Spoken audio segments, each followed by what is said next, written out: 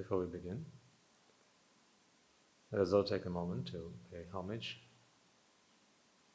to the Magnificent One, the Unvanquished, the Undefeated One, the Infinitely Merciful and the Infinitely Compassionate One, He who teaches the path to redeem all sentient beings in 10,000 world systems, reminding ourselves how fortunate we are to be so close to Him, His teaching, and His congregation of the Mahasangha, reminding ourselves that this is the perfect opportunity for all of us to free ourselves from all suffering. Let us make a firm resolve and an affirmation as we pay homage to the Supreme One.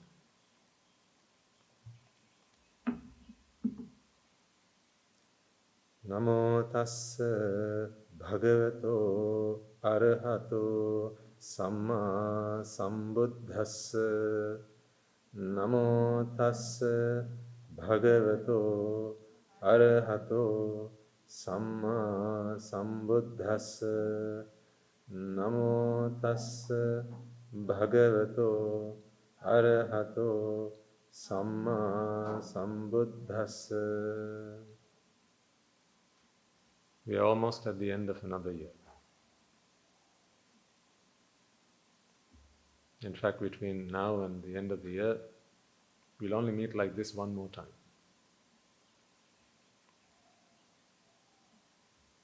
Because next week we don't have the sermon, as there's an ordination ceremony. 16 young men. How old is young? When you're old enough to do this, that is young. When you're too old to do this, that is old. So how about all of you? Old or young? Yeah, indeed.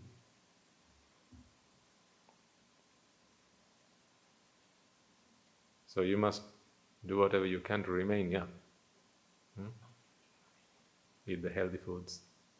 What is it? Carrots? Whatever the fat is.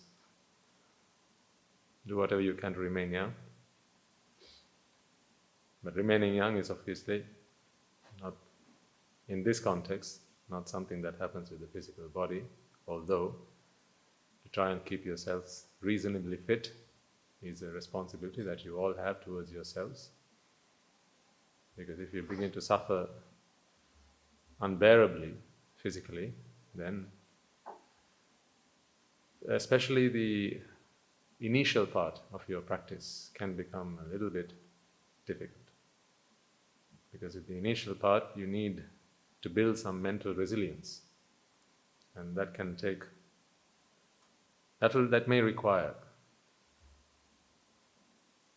your ability to focus on the Dhamma and its application. And sometimes if you're always in pain or you're physically unwell and unfit, then you'll always find yourselves either in bed, ailing, crying for help, and you won't be able to focus on the Dhamma. That is the only reason. Otherwise, age really is not a barrier or a gap to attain Nibbána, because it is being young at heart, being young for this objective, for this purpose, that is what is required. Therefore, what is the maximum age you can be when time is up and you can no longer attain Nibbána? What age is that? What's that magic number? Matters not whether you're 7 or 70. If you don't have the attitudes, if you don't have that mental stamina and that spirit that remains ignited within your hearts, that burning desire to free yourselves from suffering and to do as much of that as possible for others, then you are all too old for Nibbána, if you don't have that. On the other hand, if from the moment you open your eyes in the morning to the moment you shut them at night, there's only one thing that is ever in your mind, always focused on that. You go about doing your day-to-day chores, you go about fulfilling your duties and responsibilities, serving your family, serving your workplace, serving your country, serving the world. But at the back of your mind, you're all doing that, doing all of that with one purpose in mind. May everything I do for others, may everything I do help me, guide me, push me, propel me on my path to Nibbána. And you do it mindfully. And perhaps I might talk to you a little bit more about what this being mindful is all about, because it's become a very trending topic these days, someone told me. So everyone's trying to be very mindful, which is good. I'm not mocking. I just like to put some more meat around the bone with this mindful business. So we might talk a little bit about what that involves today. What is it to be mindful? And what is it not to be mindful? So if you are that kind of person, then you're all still very, very young. That is good. So next week, we don't have the talk because we have 16 young men who will be entering the sasana, and I hope you'll all be there to enjoy, rejoice, and pass on your blessings. Do remember, although you may not be able to, but I know you'll appreciate what I mean by this, that they're all sons.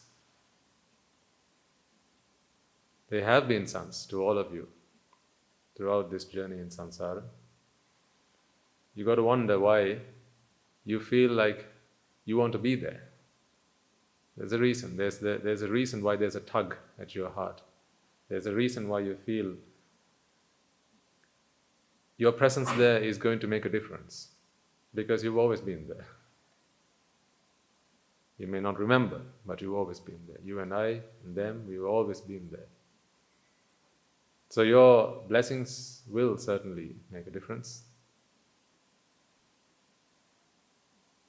For some of them, the funny thing is, for some of them, at least one or two of them, off the top of my head, sometimes their so-called closest family in this reincarnation are not really very keen on attending that ceremony.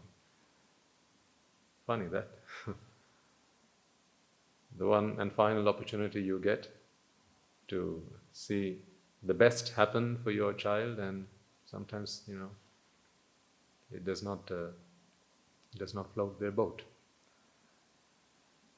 But I don't think even they will feel that they're in the presence of strangers, and certainly they won't feel that they have been betrayed by their family, because their family from many, many times in samsara will be there around them to help them, look after them, guide them, to bless them, to encourage them and to inspire them. That is what we are all about. One for all and all for one, indeed. So I really look forward to the ceremony and hope you will be there as well. Sometimes you don't want to say a lot about them until they make that final step. You don't know what sort of trouble we bring upon themselves by telling everyone that they're here. Oh, you have no idea, folks. All the stories and all the obstacles that we have to jump just to try and get someone across the line to hold their hand and come on, Putta, come on, Putta, come on, Putta, you can do it, Putta. Sometimes it's not them, sometimes it's their, people with whom they've had fixed deposits. And I don't mean money. I mean sansaric transactions. Long-term fixed deposits. Long-term loans. Again, I don't mean financially. Financial things they have to settle before they are given permission. But these are long-wound samsaric transactions which are incredibly difficult sometimes to navigate through. So, therefore, we are sometimes very careful about showing the world outside who we have as anagarikas and anagarikas. Until, their fate is sealed. And then after that, there's not really much that can be done. When you cross the finish line, at least, conventionally, and then after that it's down to them, however they manage themselves and see them through to the end of the ultimate finish line. But you, of course, are privileged to be with us, and hopefully you will be here. So, next week there's no sermon. So I think the final week, which is the 31st, so that's nice. The 31st we have, in fact, I think all of you are relatively very privileged and fortunate, because you'll have a full day's packed program. In the morning you'll have this talk, and then towards the afternoon we're going to have the Karmasthana Sajjayana. You've been informed, haven't you? Yes, Mettá Karma. So there will be, as we did last year, I think that happened online. So this time you'll be able to be here with us in person and join in that and take part in that, where you'll be doing a lot of mindfulness practicing. So it's quite timely that we're talking about it today. Might come in handy. And then the following morning, which will be the dawn of the new year, we will have the almsgiving for 100 monks to mark the fact that there are now 100 monks at our monastery. All your sons and your blood, sweat and tears that have brought them all this far. It's incredible, really, to think about how when I first arrived at this monastery, I have to actually pave my way up to the Sanghavasa, because it was all muddy and it was all just a thicket of a forest. There were many visitors to greet us, crawling on the ground. They're called leeches, waiting to suck your blood. And I thought that was a foretelling of things to come. And so we had to navigate our way among the leeches. And it was very muddy. It was a rainy day, and there's pools of water everywhere. This place was very different, very, very different, you can imagine. Myself and 9 others, preceded by Guru Thero, and we walked up to the Sanghavasa. We were hoping to see a palace. It was more like a hut. So we made a palace out of it. I'm just kidding, right? But what there was a half-built building. We had concrete blocks on which was laid a plank of wood, which served as our beds. And that would remain to be the case for several months. It wasn't like the next day all that changed. It was like that for really a considerable period of time, and we had no problem with that. The only thing we probably had an issue was this building, it didn't have any windows, and neither did it have any doors. The doors didn't matter too much, but the windows did a bit, especially because this area, it receives quite a bit of rainfall, and it's quite gusty when it does. So sometimes we used to go to sleep at night, forever remaining hopeful that in the morning we will still be dry enough to go and have a wash or a shower, because on some occasions you didn't have to bother. When you woke up in the morning, you were all showered, and all you had to do was go and get a change of robes, and then brush your teeth and come down for the arms after the Buddha Puja. So that was the fond memory of our beginning. And as I said, that remained the case for a considerable period of time. And I remember we didn't have Guru Thero sermons like we do now back then. He used to travel quite a bit, go around the country preaching the Dhamma to Anuradhapura and Sigiri and Polonnaru and here, there and everywhere. And sometimes we wouldn't see him for several weeks on end. And we had to make do with, we were given these voice recorders. Even I had one. So they were about this size, about that big. And you know, Guru Thero's sermons are how long? About half an hour, 45 minutes, right? Huh? Yeah. Not even a Punyanumodana is that short. He loves. I think he loves this, the sound of his own voice as much as we do. So those sermons used to be about 4 or 5 hours long, and these MP3 players, they had about half an hour's worth of charge on them. And to top all that off, we didn't have chargers.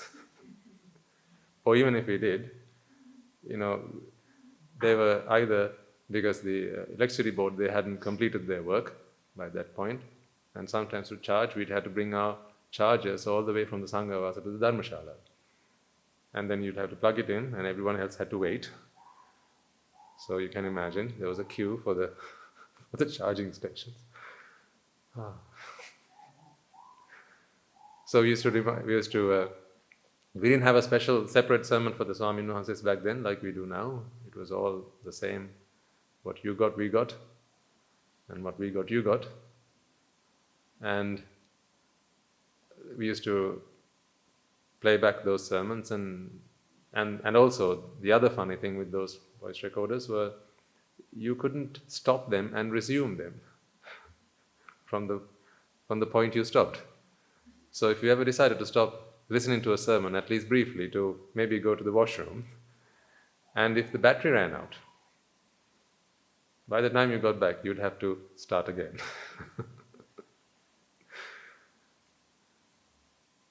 And it didn't have a display either. So there was no indication of how much of the sermon you'd listened to already. So it was anybody's guess. And sometimes you just have to keep hitting the fast forward button, and at one point you just give up and you go, sorry, just start from the beginning. So those days we used to do a lot of Samantha Chakkavalesu at the monastery. And very few Punyanumodana. So yeah, there you have it. That's how things started. And then the Valley Malwa that is today just used to be a makeshift Valley Malwa, which is where Guru Hamdro used to go to rest. And as I've always done, I used to follow him like his pet puppy, hanging by his robe. And we used to go, and that was where we used to rest. And there was just a small area you could walk up and down, and it was stood up by 4 logs of rubber trees, and on top of that was some tar sheets that kept us from the harshness of the weather. And so when it used to rain, again, we didn't have to bother showering. And when the sun was out, we knew the sun was out, very much so. And then there were our best friends.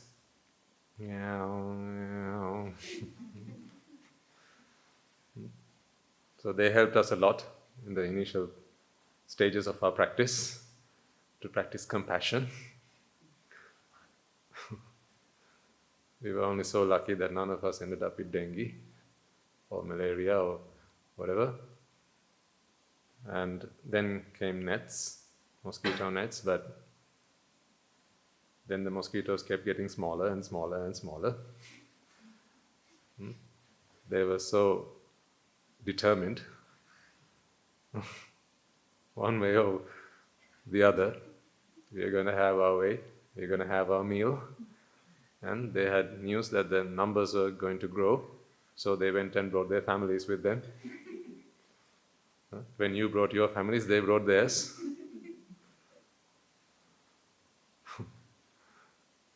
Yeah, so, and then we used to come down for the alms. If you were there around that time, you'll remember. The Dhamma hall was only half built. There was half a roof. So it would be like we'd come, on a rainy day we'd walk down with our umbrellas, and then it would be dry under the umbrella, and then you'd fold the umbrella and you walk into the Dhamma hall and it would be wet again. So actually we got used to holding up the umbrella about halfway into the Dhamma hall. And then there were puddles of water in the Dhamma hall which we'd have to walk around. And then we'd go and sit down for the alms and on dusty concrete benches and muddy floors. Yeah, so that's where we started. But although things have changed from that perspective, some things have remained very much the same. Some things have not changed at all. Our purpose has not changed at all. Why we ordained has not changed at all. The reason we have all come together has not changed at all. And the reason that people keep on coming here, day in, day out, and every week, regularly, that hasn't changed. Those things haven't changed. The people who are always there to back us, to support us, to look after and take care of us, who made it their life's purpose to be of service to the Mahasangha and to protect them, that hasn't changed. Sometimes it's the same people today as there was then. I think the villages have changed. They're still the same people, but I think now they know who we are. Back then we knew who they were, but they didn't know who we were. Now I think they have begun to understand who we are. And now I think very few still come, but now they don't come because they're too shy, too ashamed, and for the things that they used to do, they had done, and now they're trying to overcome that guilt. So if you ever see them on your way here, if you ever have to stop somewhere to for whatever reason, do try and always be very kind to the villagers, because that kindness is not to impress them, but rather, I suppose it is to impress them. It's to impress them enough so that they know that they're always welcome here. I've always asked you to be a Dhamma Jiva, haven't I? To be an advocate, or rather an ambassador of the Dhamma, by demonstrating what we practice and what we preach here through your own lives. So if ever you are stopped, or you stop, by the villagers around here, always be nice to them. Be extra nice to them. Be the nicest you've ever been, so that they know that people here are of no threat to them, but rather, we feel that they're all part of our family. Although they may still struggle to make us feel like their family, we do feel that they are our family. Talking about family, Guru Thero gave us a sermon recently on Thursday to all our Swami Mahasays, and there was one thing that really stood out for me in that talk, and that was, he said, live your lives and develop your character, your attitudes, so that no matter where you go, you feel like you are among family. Those words really resonated with me, and they echoed with me ever since he uttered them. And I really felt that there was a lot of depth in those words, and really something that we should all aspire to. no matter where you are, if you feel that you are among family, then the whole world is your family. Then you are in your natural habitat. So then you don't feel a stranger. Then you're friends with everyone. That's when you can begin to feel an abundance of Mettá, and compassion, and loving kindness to all. Then you don't feel ostracized. You don't feel that you are separate from everyone. Because when you're in your family, you talk about your family as, we are all one, right? In my family, we are all one. You feel that feeling of connectedness, yeah? When you're with your family, just take yourselves mentally to your nuclear family for a second. With your husband, your wife, your mother, father maybe, your siblings, your children. If you take yourself mentally there, now you know what I mean. That loving feeling that you get when you're with your family, that compassion that you feel, that trustworthiness that you feel, that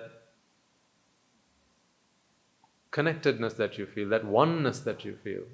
And so he asked us to become someone who feels that this entire world is their family. And I thought that was a wonderful thing to strive for and to aspire to, especially in the year to come. I'd like to live by that and actually become more of that. Perhaps something that you might like to aspire to. No matter where you are, see if you feel like you are among family. Not just in your family at home, but at the workplace. Both when you're among friends and when you're among those who you feel won't be friends for long. Or when you're among people who you feel are backstabbers maybe. Those who you know have done wrong to you. Those who you might either suspect or you know that they don't wish for your good. If you still feel that you're among family, wow, what a liberating feeling that must be. And I think there's a path to get there, and I know that there is a path to get there, and I'd like to share that path with you. How is it that you can be anywhere and everywhere and you can still feel that you are among family? It's quite possible, otherwise he won't ask us to do that. Your understanding of the Dhamma is your first step. And as you do that, there's something else that you can practice until you attain your arahathood, where you ultimately, I think that is probably where that point is, where the whole world, vasudhaiva kutumbakam, where you feel the whole world is your family. Until you get to that point, your practice of the 4 Brahmic abodes, or the Satara Brahma Viharana, that will really help you to get a long way there.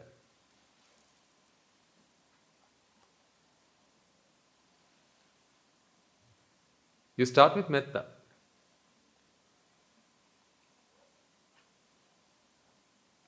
My explanation of Mettá will, I am certain, be very limited to my understanding of it, because in fact I think the only person who can ever explain what Mettá is the fount of Mettá. Huh? You see him? He's over there. I tried asking him, he wouldn't say a word. And then silently I heard him say, keep practicing, you will one day understand. He said, you should have been there when I was here. So I personally feel that Mettá is where we can all start. Upekká is, that's challenging. But you can build yourself up there. So we have this Mettá contemplation coming up towards the end of this year, and as we move into the new year. I want you to make use of that. To, I wouldn't say redefine yourselves, because I think you have already discovered who you are, what you want to be, where you want to go, right? But you can always fine-tune yourself. Like a radio. When when you get to those frequencies where you hear a bit of the music and a bit of that noise, and you're close, then you don't do the coarse tuning, you do the fine tuning, right? So I think you can all fine tune yourselves.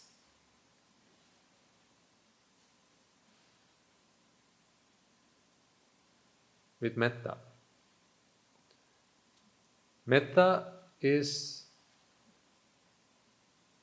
Mettá becomes possible when you become more and more altruistic, which is where you put your wants and needs to a side. Now, conventionally, what people will say is when you stop focusing on yourself and you start focusing on others. I agree with that. But I think if you look at it from the lens of Dhamma and this jati concept that we're talking about these days, you can actually go a step further. It's not a case of put me aside for them, rather it's about finding the common ground. I'll explain. It's about finding what's common and finding the common enemy. It's only in a two-dimensional world that you see you and me. That's a very two-dimensional perspective. You see you and you see me. Bad people, what they do is they hurt, if you are that bad person, you'd hurt me for your gain. No, let me put it from my perspective. I'd hurt you for my gain. That is what I do as a bad person, as an evil person. So I'm prepared to take your life. Let's hope someone doesn't just edit that part out and put it online. I'm prepared to take what belongs to you without your permission.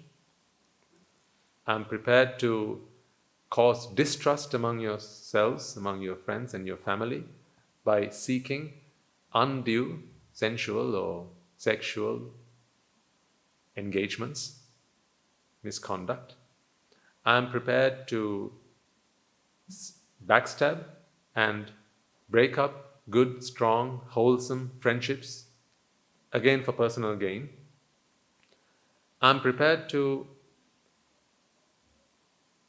talk to you and deceive you about the world in the hope that I can exploit you for my personal gain. Because if I convince you enough, I'm sure I can convince you to buy this leaf. No, all I have to say is, I've been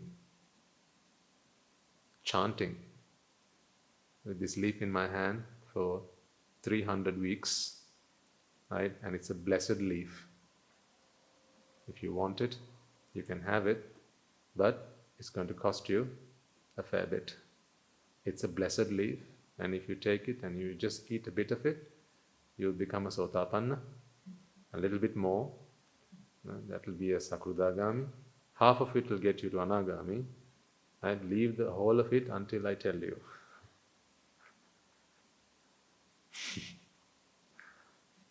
Okay? But to get this leaf off me, you're going to have to pay me a bit. See, I can convince you of anything. I don't mean literally, I don't mean about this. I'm just trying to give you a story here. I can convince you of anything for my personal gain. This is exploitation of people's ignorance. You shouldn't do that. Like you wouldn't trick a little child. That's just nasty, isn't it? To trick a little child and try and cajole them to do what you want. It's nasty. And the same concept here, you exploit and you make use of people's ignorance and their lack of understanding about worldly matters, about Nibbána, whatever. And you make use of them for your personal gain. That is very wrong. Shouldn't do that. So these are, of course, the unmeritorious deeds that you hear me say out loud, at least some of them or most of them. So there are people who do those things for their gain at others' expense, and this is a bad person. Then you have good people. So I'm talking about the two-dimensional perspective. Then you have good people. Good people will not do bad things to others. They won't cause grief or pain and suffering to others, but they are still very much interested in making sure that they are happy. Their happiness is the most important thing to them. So good people aren't bad just by the fact that they don't intend to hurt others. But it's very easy to make a good person a bad person. In fact, most people turn bad in the association of bad people. Generally speaking, this people in the Sugati worlds, right? There is a reason why they're called Sugati. Sugati or Sugati. Yeah? Because by nature, you are inclined to do good to others and not be bad and terrible to others. That's why this is called the Sugati, the blissful plane. So you see, blissful is probably not the right word for it. Sugati is something else. Gati is your nature. Sugati, Su is Yahapat, or good, right? So it's good-natured beings. This is the realm of the good-natured beings. Yeah? The Dugati is the realm of the bad-natured beings. So rather than calling it the blissful plane and the woeful plane, that would be a better description of that, I think. So, you and I, we are all beings that belong to the realm of the good-natured beings. So it is in our good nature to not hurt and harm others. But there are those who dwell among us who have changed from that natural nature to something that is quite unnatural because of their associations. And that association is now contagious. That badness, that evilness is contagious, just as much as goodness is contagious. Badness it's more contagious because it's easier to do 10 bad things than to do one good thing. Isn't it so? Yeah. That's the way it is. It's easier to do 10 bad things than to do one good thing. So bad people are the people I talked about earlier. Good people are those who will not do bad to others, but they're still interested very much in their own selves. Self-preservation is still key and prime in their pursuits. Then, good people can also do Mettá, loving kindness, by contemplating on something along the lines of, I focus on the good of others and less so on mine. So they are good people. That is their practice. It's a very worldly practice. It's mundane, and it will help those beings to reach the more blissful planes and become gods and become Brahmas and so on. But the Buddha has a different plan for us. Because in his words, existence, no matter anywhere, is still suffering after all. So therefore, in the Buddha's teaching, it is not about wishing that someone else should be better than I, although that is the start for a bad person's transformation to a great person, because you have bad people, you have good people, and then you have great people. Yeah? So it is the transformation from a bad person to a good person, but from a good person to a great person, you stop seeing and perceiving the them and me and they and I and you and I, and you start seeing the common problem. That common problem is what makes you feel that there's you and they and them and us and we and I. So, just matters not how much you have understood this concept. See if you can try and just imagine what I'm trying to explain to you here. If none of you felt that you are an individual, okay? If none of you felt that you are an individual, a unique individual, different and separate from everyone else, now you can't talk in the context of may all beings be well, or may I and all beings in all worlds Now you're talking about a separation. You can't talk about, may they be better than I. I shall not hurt others for my gain, for my benefit. Because then again you're talking about them and you're talking about I. Again you're talking about a separation. The karmasthana will still be, may I and all beings in all worlds be free from suffering, be free from jati, be free from this, that and the other. That won't change. It is how you feel, it's how you perceive, it's how you reflect on that. That needs to change, and it needs to develop. That is why I'm sharing this. This is what being mindful is really. Not all in all, but I'm trying to get you to understand and help you understand that. So let's continue. I'm trying to help you to prepare yourselves better for the event on the 31st. Now that you have come this far on this journey, I think and I feel that you can do something that maybe a first-timer who comes to the monastery perhaps may not be capable of. A first-timer might come into the monastery for the program, and they will sit down and they will wish well on others, or wish well for others. Right? May they be healthy, may they be wealthy, may they be good, may they be prosperous. They'll be passing on their blessings. And when they do that, they'll feel that they feel lighter, they feel happier, and sometimes you can be fooled to think that this is Nibbána. Been there, done that. I bought the t-shirt. You can be fooled to think that that is Nibbána because you feel such a sense of sereneness.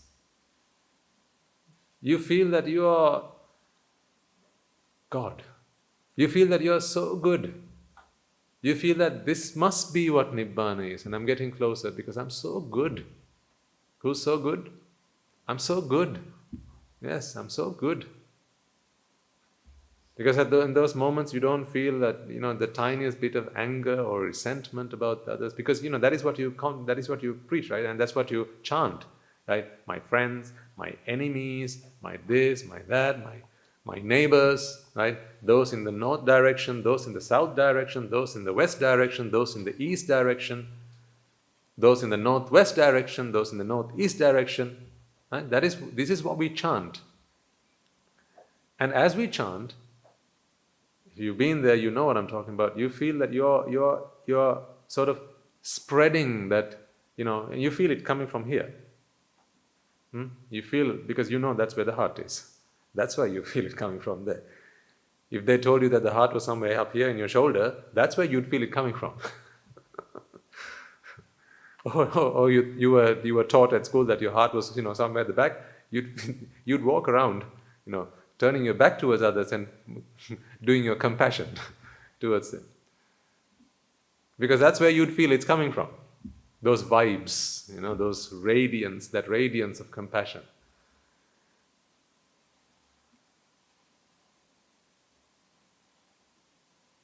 So then, that expression of Mettá is good. So we shouldn't discredit that. And I wouldn't speak in these words if I was speaking to an audience of newcomers or first-timers, because they might feel insulted. This is not an insult. I'm talking to you like this because I think you can step up your game. You can go that next step. On the 31st, if you're going to be here, do try this, what I'm asking you to do.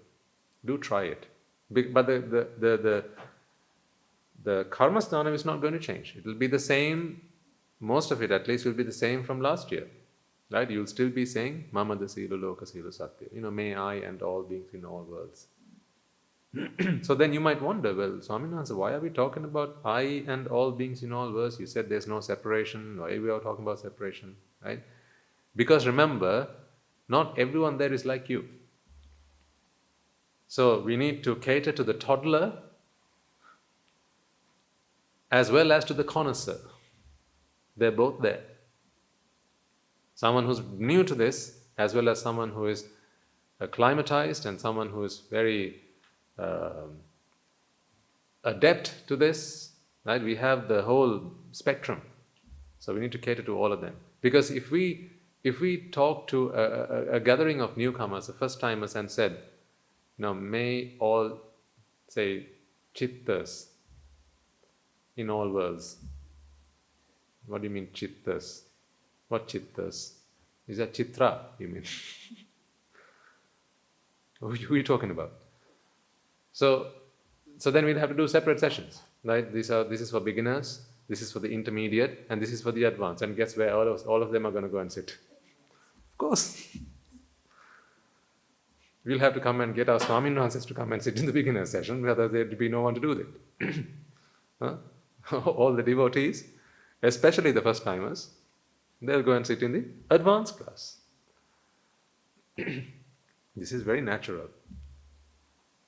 As someone who's training himself to look at all human beings as children, as someone who's trying to be a mother, a father to all human beings, I am able to read these sentiments better than I used to.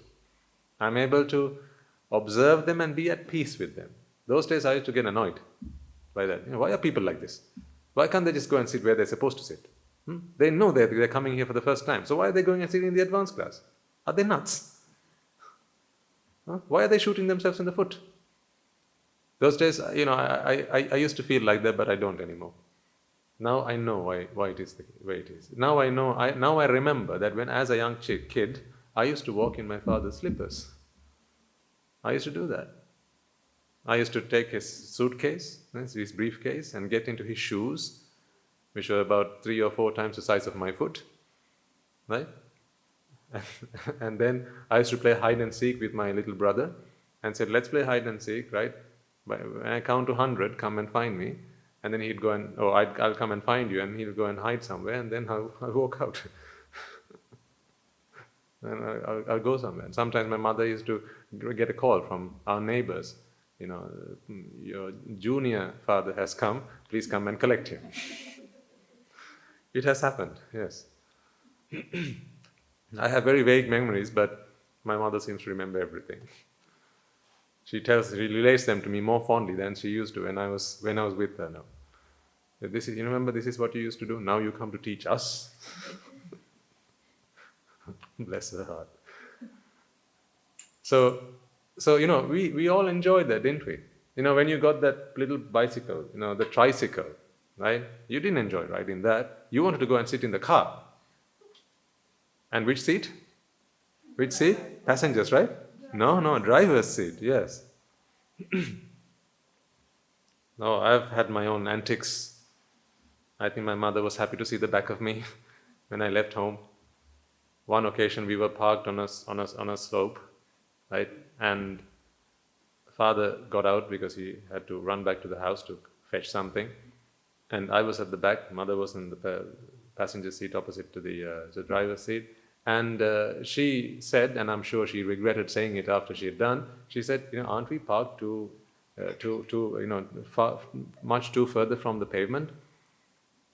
And she didn't realize that I felt that it was my duty to then, fix the problem. I was only 10. Because I'd seen that you can, if you're on a slope, I'd seen, and the car was on, so it was, in neutral gear, right? So I'd worked out by that point that all you had to do was release the handbrake to get this thing to move. So I became the hero. You like to impress your mother, right? Mother, fear not, right? If ever dad leaves you, I'm here to look after you. See, I can even drive. I think I almost lost my hearing in my left ear that day. You know why? Yes. I haven't heard her scream so much. Perhaps the only day that she'd screamed so much was on the day that she gave birth to me.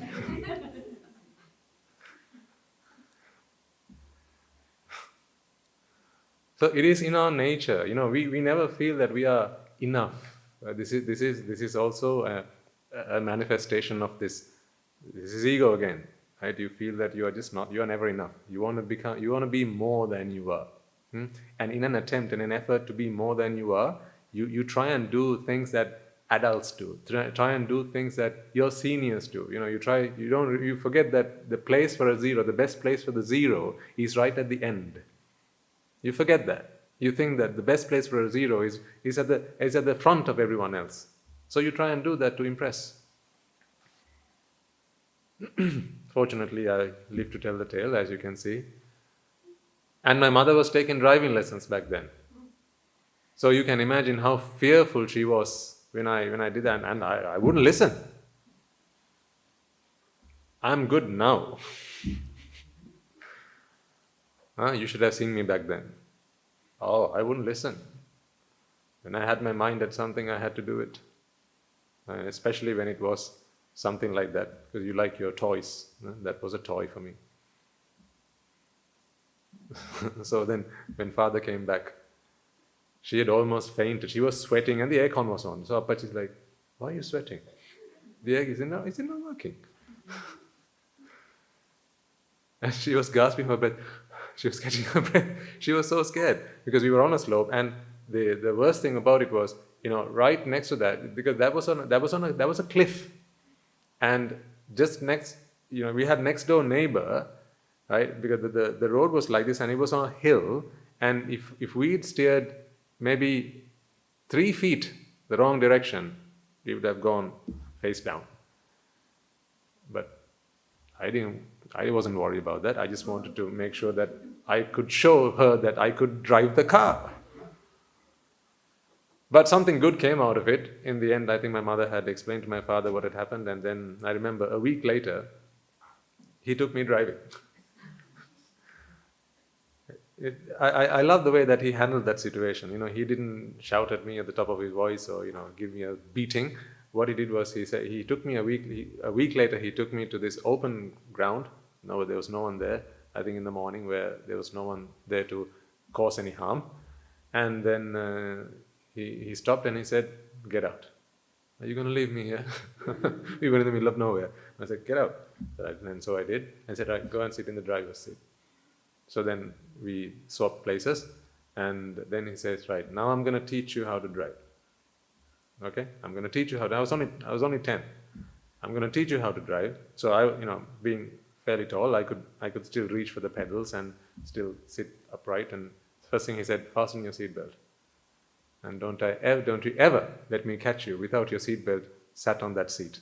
Right? This is a lesson I teach you now, one that you'll have to remember for the rest of your life," he said. Okay. So fasten my seatbelt. I said, "Now hold the steering wheel." And then he gave me my first driving lesson. So then he got me to drive a few rounds. There was nothing you could bump into, right? So even if I decided to try and take off, right, there was ample space, between me and any obstacle, right? Even the trees were like 1,000,000 miles away, so it was just a flat land and nothing there. Now this is not a lesson for any 10-year-olds here to go and ask your father, Swaminathan got his father to give him driving lessons, how come I can't? For that, first you have to release the handbrake when you're parked on a slope. That's how you earn it. You enter the fear of God into him. And then he realizes, before I do something, if I don't do something sooner rather than later, bad things will happen. So he gave me his first lesson, and then he said, "Right, now you'll know how to drive. Right? Now that curiosity," because he knew he was dealing with a curious mind. How does this machine work? And how does those pedals work? Right? Which ones do you press? Because I had only seen him do it, and I was always very curious how he used to do it. So he gave me that lesson and said, "Right, now Buddha, I've taught you how to drive, right? And I want you to drive, but let me tell you when. Okay? One day I'm going to tell you, please can you drive me? Please can you drive us this place, that place? Until then, you have to take more lessons. One lesson is not enough. One lesson only took you around this place, but how can you drive on Parliament Road?" Actually, that ground was quite close to the Parliament, so that's where we used to go for that. And now I think that place is all built up, and there's no more place for anyone to go and practice as a 10-year-old, no driving lessons anymore. So, and then he gave me that lesson. And he said, to drive on the streets, on the roads, you need more lessons. And to take more lessons, you have to grow up. So you have to be patient for that. So that's how he managed my curiosity and my want to experience that. Why am I telling you my stories from childhood? Why are we talking about this? Where did we get here? Asleep? Yes, thank you. Yes, thank you. So as kids, we always enjoy doing what adults do, because those are the things we are not permitted to do. There are two elements to this. One is because you're not allowed to do it. Things you're not allowed to do, you feel a thrill, right, when you do it. That forbidden love, forbidden driving car. So these forbidden things always have an appeal to them. There's a thrill to them, right? So that doing that thing makes you feel like you achieved something. So there's that. And then on the other hand, because when you're younger, right, we've all been there. When you're younger, and especially the young kids here, hopefully you can relate to what I'm saying. Because you feel that this is you. What is this? The body, right? Because you feel that this is you and you identify with this, you see that this is small and there are bigger versions of this around you, right? So therefore, you identify yourself as a small person. And when you identify yourself as a small person, now you feel that you're smaller, you're lesser than others. So therefore, to try and be someone bigger and better than others, you look at what bigger people do, bigger versions of this, people who are stuck in bigger versions of this, what they do, and you try and mimic them. That is why young children like to do things that adults do when they're not even supposed to. So, you see, now the reason I was talking about it is because how I am now training my mind to look at these situations. I want you to look at all people, all human beings, through that pair of eyes, through that lens. Whenever someone's trying to be someone more than they are supposed to be, it is that urge within them to try and shine, because they feel they're not valuable.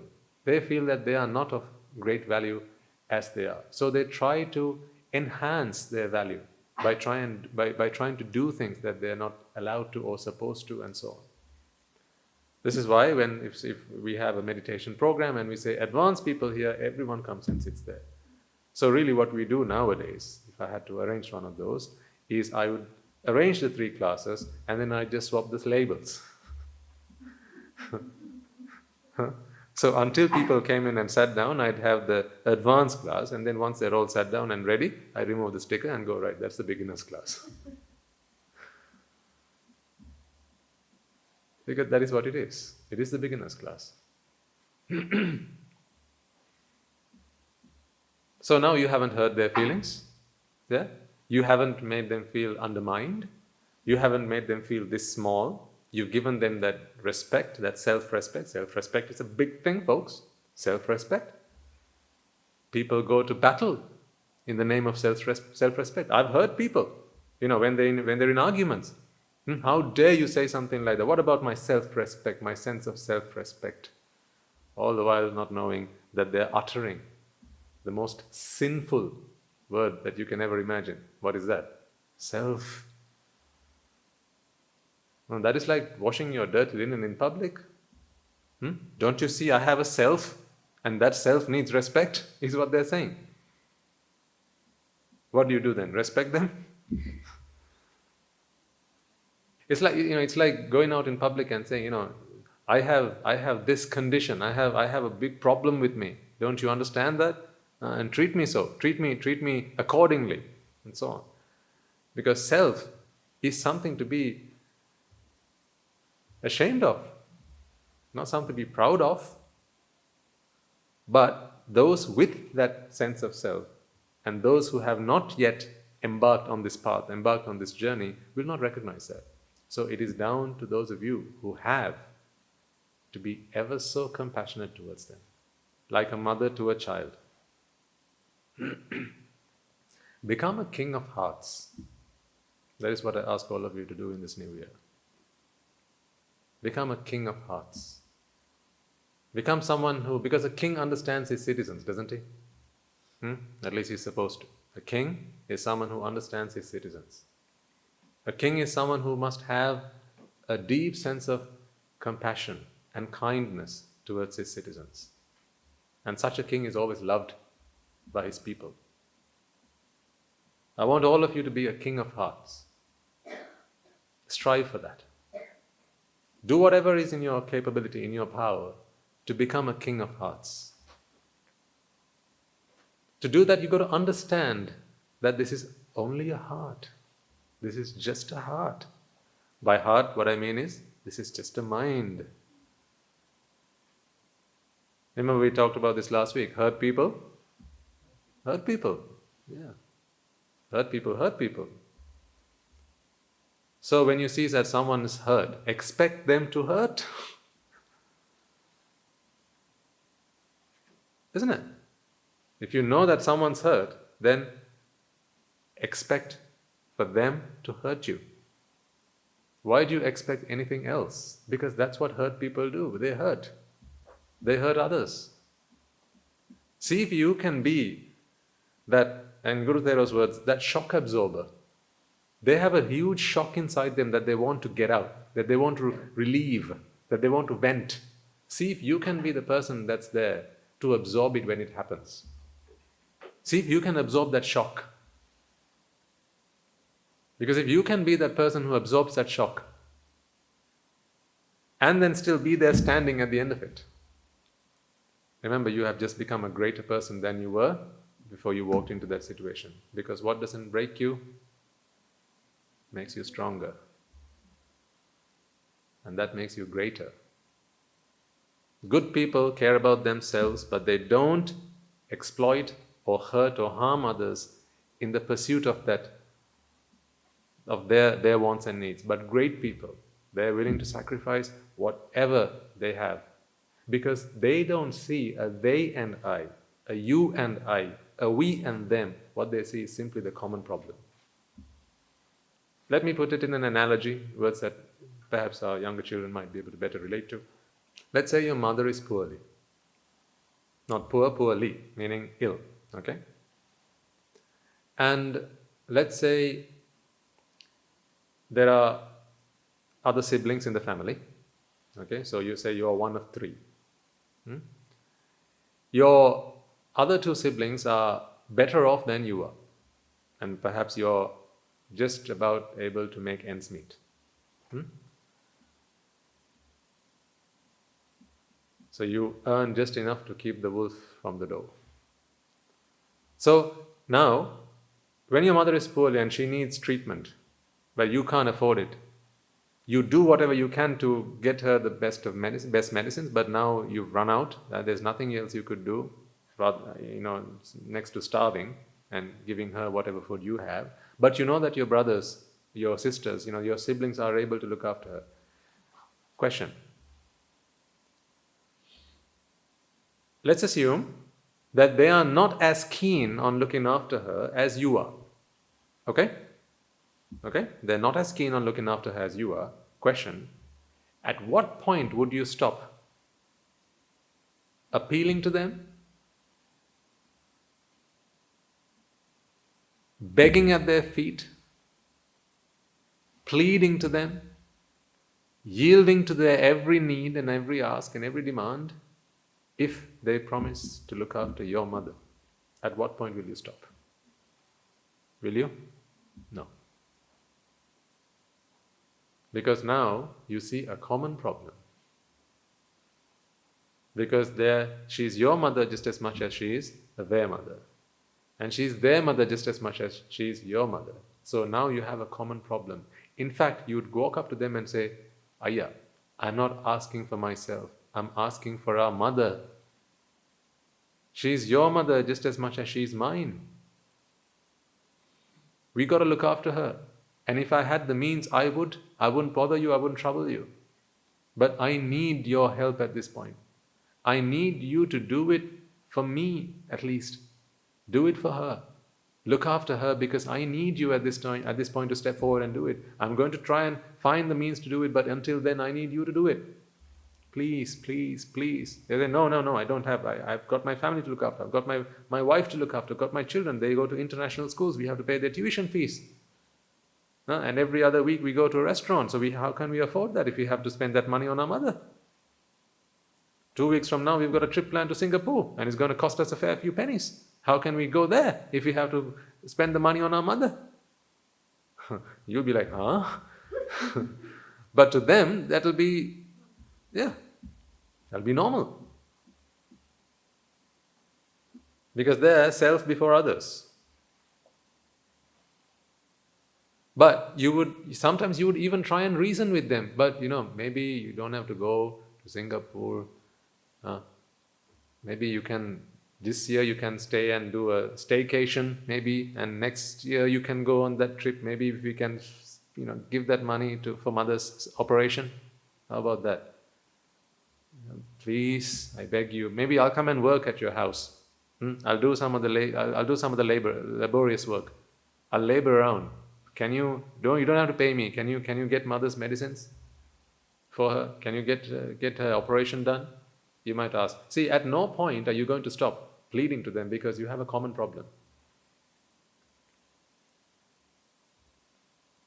Because your victory is their victory, and their victory is your victory. Their failure is your failure, and your failure is their failure, although at this point they don't realize that. They don't realize that just yet. But you know that one day they'll understand. Perhaps it's when mother's gone. Perhaps it's then.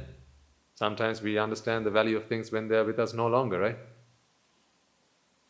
It's just the way the world is. But one day they'll understand. And then perhaps at that point it's too late. Too little, too late to save mother. So you keep on pleading to them, you keep on appealing, you keep begging at their feet. You say, I'll do whatever, tell me whatever, I'll do it. Please, can you attend to mother? Because you have a common problem. Your problem is their problem. In fact, now you don't have a their and your, you just have a problem. Now that is what I mean. The only reason that you feel that both I and my friend, I and my enemy, we should all try and attain Nibbána is because Nibbána hasn't happened entirely within you. That is why you still feel that there's them, and me, and we should all try and attain Nibbána, and I'm not going to do anything to get in their way. Mentally imagine yourself as an arahant. Now all you see is a common problem. And that common problem is jati. This is why I asked you the other day, if there were two arahants, so this is a hypothetical situation. There were two arahants, and you went up to them and said, Venerable Sir, unfortunately we have to break some bad news to you. One of you will have to give up your arahanthood and go back to becoming a mundane person, or a pruthakjana, or at least an anagami. And perhaps that Rahatan Mahanse, from the point he was an anagami person, he strived for 10, 15, 20 years to attain that arahathood. And in this lifetime, he's not going to be able to become an arahant again, because he just doesn't have the time to practice that. Let's imagine that hypothetical situation.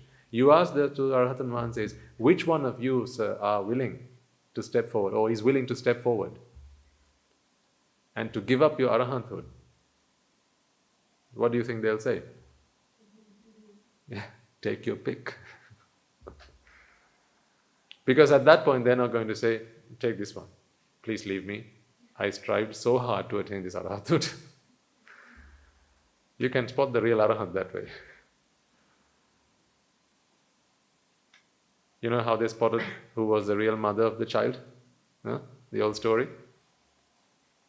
When they said, let me split the child up, you take half, you take the other half.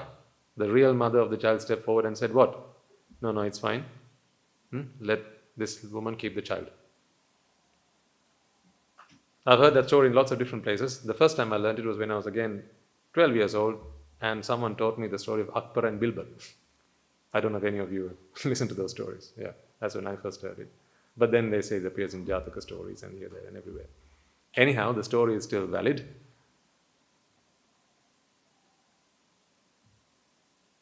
So that's how you spot the real mother. So in much the same way, you spot the real Arahant. You can identify the real Arahant when you ask them, which of you is willing to sacrifice your Arahanthood for someone else? Because it's not someone else anymore. You see, the battle is with ignorance and attachment, not with the other person. It's with ignorance and attachment. As a mother to a child, you know that when a child does not perform well at school, you know when a child does not eat well, when the child does not sleep well, when the child misbehaves, is it just the child's problem? Do you not have a vested interest in making sure that the child performs well, does well, eats well, sleeps well? Because the child's problem is also your problem. When the child is in your womb as a mother, did you not change your habits, your lifestyle habits, didn't you? The way you ate changed. The people you associated changed. The places you went to and the places you avoided, they changed. You didn't hang around with the people that you used to because they used to smoke. You didn't hang around with the people that you couldn't refuse a drink if you used to do that. Because you knew if I'm going to be there, I'm going to have to take it and it's not good for the child. There were certain foods that you loved to eat but you had to stop. There were certain things that you hated but you had to. Lots of sacrifices you made because you wanted every goodness to come to the child. That is how, because you know that this child is born within me and I need to give every ounce of love and compassion I have towards this child. A mother is a king of hearts to the child. That is the motherly instinct, the motherly compassion. Now imagine if you could extend that out to all sentient beings. To do that, you need to recognize that the problem here is simply the common problem, which is just jati, which is this ignorance and attachment. Because once you spot that, folks, once you spot the mosquito in the room, once you spot that, you immediately stop seeing me and they and you and them and us and all that. First person, third person, what was the other one? Middle person. Huh? Second person, yes, thank you. First person, second person, third person, they all go out. And that's why they have these pronouns, right? Because when there's separation in this world, you need somehow to express that separation. The world has been constructed for people who experience separation to live comfortably. But the truth is, there's no such thing. There's no first person, second person, or third person. There are only bodies and minds. What minds do is they mind. They mind sights, sounds, smells, taste, touch, and thoughts of Dhamma. That's what they mind. And simply the job of a news reporter.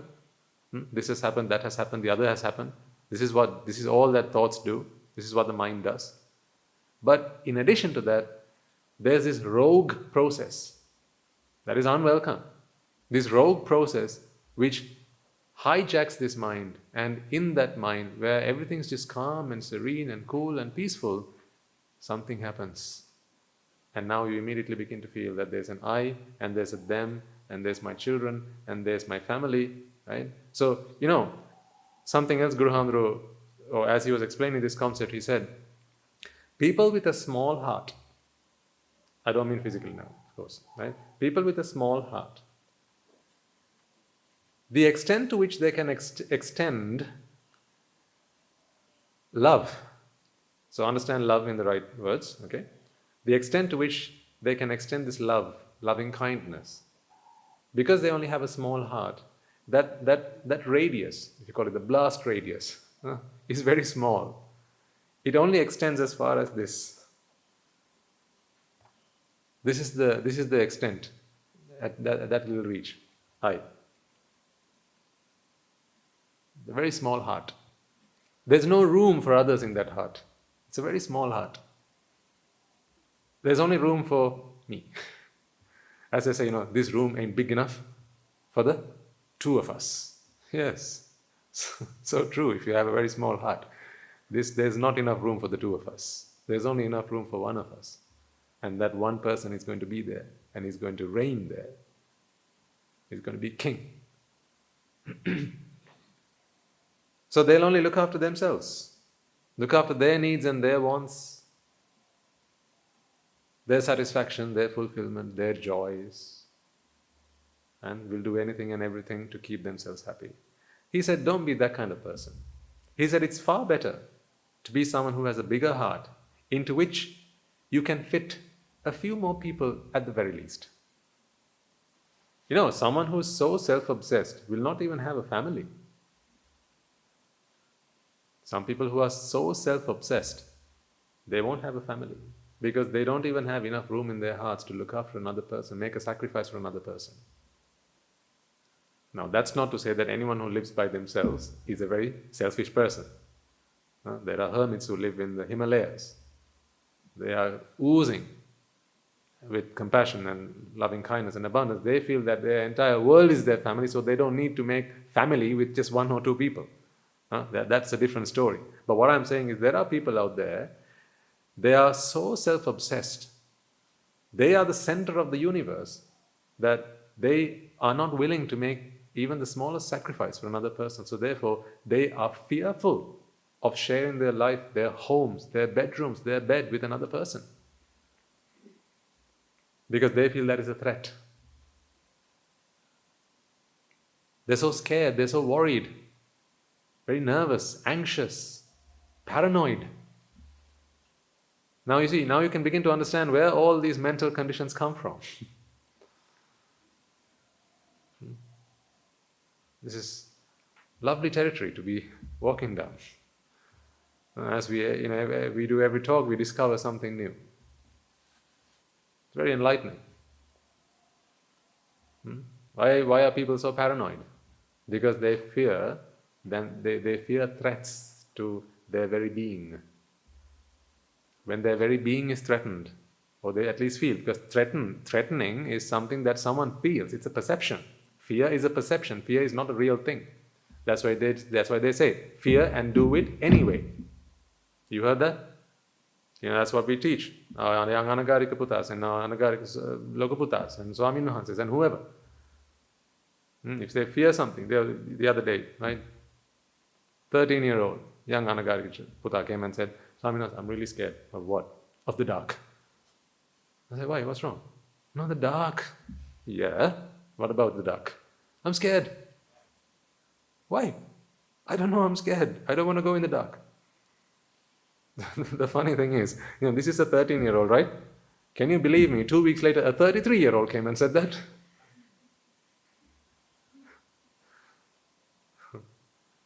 This Anagarika Puta, and you have this Anagarika Puta. And they're both scared of the dark. So now you see, you've got to be able to look at that mind as a mother would a child. So it's not right to say, how dare you, look at yourself in the mirror. You're old enough to be the father to 3 children. You're scared of the dark? How ridiculous. That's not going to help him, is it? Because fear is a perception. What can you do if the perception occurs? It occurs. It's like an itch. It's like when you want to sneeze. Imagine someone said, don't you sneeze. You go. When it's building up, and someone comes and puts a gun to your head, sneeze, and that will be the last time you do. Is that reasonable? Is that fair? No, because it's not something you can help. You got to understand. These are they're just minds. You got to be gentle with them. This is also good advice for parents. Bringing up their children. Right? Sometimes a child won't behave the way you want them. always try and spot that this is simply ignorance and attachment having hijacked my child. It's not them. It's someone doing it to them. And that someone is that ignorance. That someone is that attachment. That someone is that jati. So your fight is not with the child. Your fight is not with your husband. Your fight is not with your wife, or with your mother, or with your siblings. Because hurt people, remember? No one goes around hurting themselves. I remember when I wanted to apply to those days of medical college, once I went to this seminar and for an open day. And then there was a chap who, he looked self-important, I'll put it that way. And so he was like, I don't like the way the world is. I said, what's wrong with you, dude? So he was saying, all these people in this world, I don't know why they cause themselves all this pain. He wasn't talking like about the Dhamma. He's like, why do people smoke? They shouldn't be smoking. Now look at all these smokers. Because of them, we have all this trouble at the NHS, and there's not enough hospitals. And if they just stopped smoking, how easy would it be? So there was a Q&A session at the end of this talk, and he thought he was very smart. So he wrote down a question. I saw him writing it. Like, why are people so selfish and why do they smoke? Why are people so selfish and why do they eat so much? To obesity. Huh? Then if not for people like them, we wouldn't have to work so hard. We wouldn't have to struggle so hard. We wouldn't have to have these hospitals, and we wouldn't have be so understaffed. Why can't they just look after themselves and be mindful and respectful towards others and just off with themselves?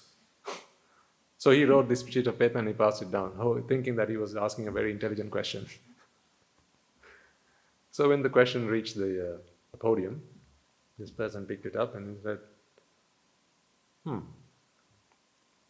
So she read out the question and she said, that's a really interesting question. She said, that's a really interesting question. Please, for the gentleman who asked this question or the lady who asked this question, please make themselves known. So you can imagine how eager this person was, right? So this is applying for medical college, right? And they look for how willing you are and how compassionate you are to others, and how your heart melts, right? In the face of other people's pain and suffering, right? So a question like this, you can imagine the uproar it must have caused, right? So, but calm and cool as a cucumber, she says, can the person who sent this question please make themselves known? It's like, can the real Slim Shady please stand up? So this person stood up. It's like, sir, could you just come and speak with this gentleman? And she ushered him out of the room with another person, and that was the end of it. We never saw him again. He never returned. I think he got told where he had to go. They decided he wasn't doctor material. There was no way they could mold him into becoming a doctor because he just didn't have the attitudes. He just didn't have that compassion to be a doctor.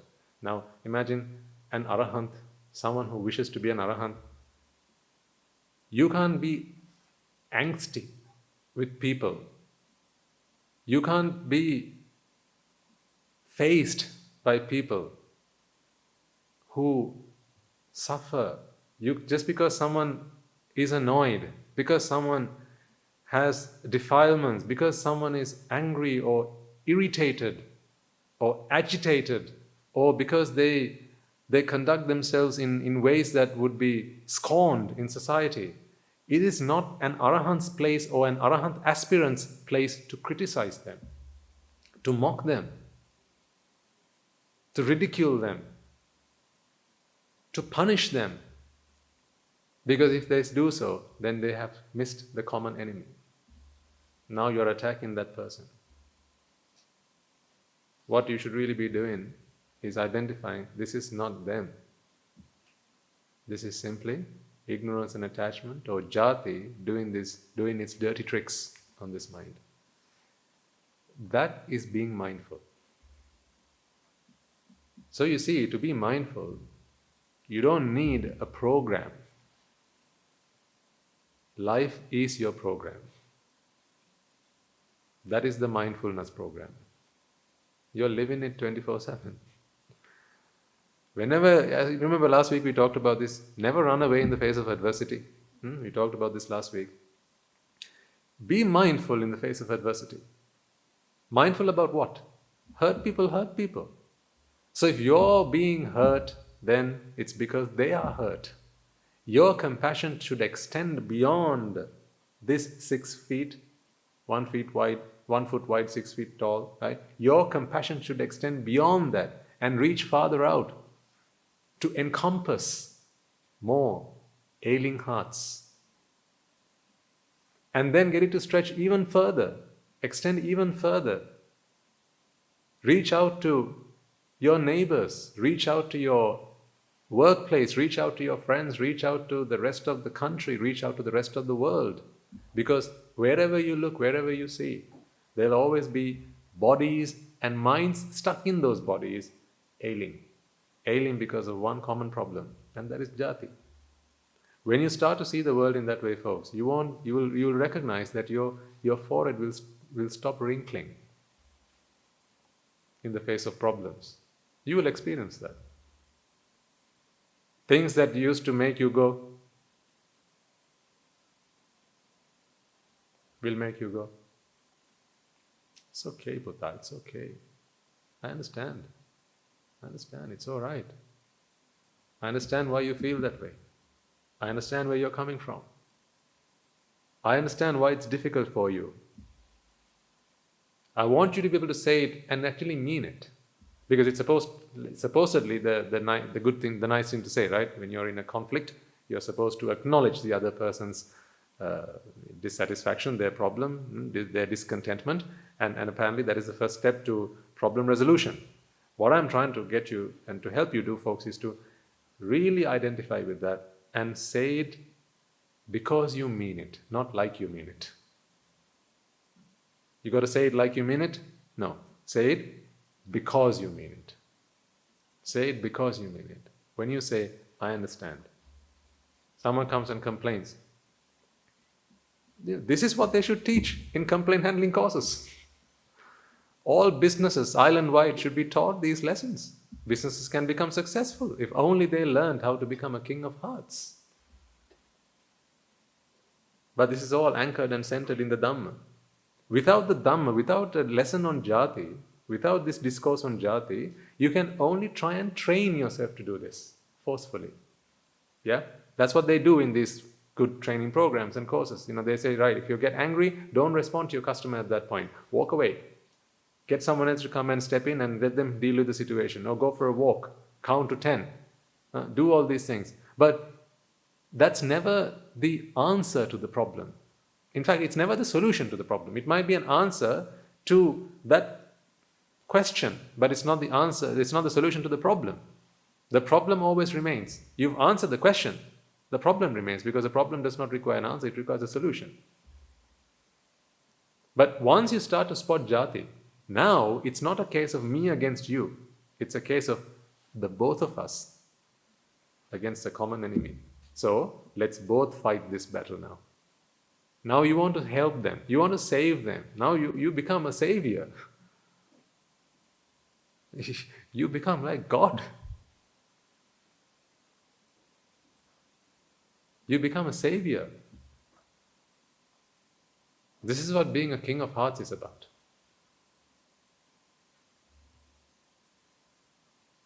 Put yourself in those situations, and when you are, today if anyone would come and say, Swaminatha, I was in this situation, I got really angry, right? And at that point I, gave a real verbal abuse to the other person. Right? I taught them a good lesson. I would always hope that, I'd say, next time you feel that way, how about you come and do it in front of me? Because you did it in the presence of someone who was not able to give you a bit of TLC. What's TLC? Tender loving care. You did it in the presence of someone who wasn't able to give you a bit of TLC. But if you only came and did it in front of me, then I wouldn't shout back. I wouldn't retaliate. All I'd say is, I see, I understand. What do I understand? Yeah. Perhaps I don't understand a word they're saying, but that's not what I say I understand. Maybe they're shouting at me in Chinese. Huh? Maybe they're yelling at me at the top of their voice in a language that I don't even know a single word of. But I'll still say, I understand. I understand you. Because I actually understand you. I understand you. It's okay. It's okay, I understand you. And I am sorry. Now you see, I am sorry simply rolls off the tongue. There's no problem saying I'm sorry anymore. Because you're not sorry about what you've done or what they've done. It's not like that. You're sorry about the common problem. You're sorry about something they should also be, but they just don't know it yet. That is what you're sorry about. I'm sorry. You don't have to say, I'm sorry about jati. You don't need to say that. You say, I'm sorry. I really am sorry. But what you mean is, I'm sorry that this has happened. Let me help you. In fact, your sorry might be enough to get them on the track to recovery. That's all they need. Most people, when they're angry, what's the best medicine there is for a person who's angry? Huh? An apology, right? That's all they're looking for. See how much ignorance belittles someone and demeans someone? Huh? A man who is having a hissy fit of rage, and they're threatening to burn the whole world down, right? And completely devastate everything around them. The moment you say, I'm really sorry, and I'm so sorry that happened, fine, then it's okay. Then it's okay. Where's all that anger gone? And you thought you'd have to say sorry at least 1,000,000 times, and then beg at their feet and pray to them and worship and then do an incense stick and make an offering or whatever. And do a puja in front of them. No, all you said was, I'm sorry, I'm really sorry. Anger gone. Because anger is a manifestation. Anger is a perception. Anger is something the mind cooks up by itself because he's a hurt person. Therefore he's hurting you. You got to be a king of hearts. Learn to be a king of hearts. Study that situation. Immediately, stop seeing the person. That's what I'm asking you to do. In practical words, what I'm asking you to do is stop seeing the person and see the heart. What do I mean by heart here? The mind. See the heart. Look at the heart and tell yourself, it's simply a heart. It's just a heart. It's just a heart. And a heart that is hurt. A hurt heart.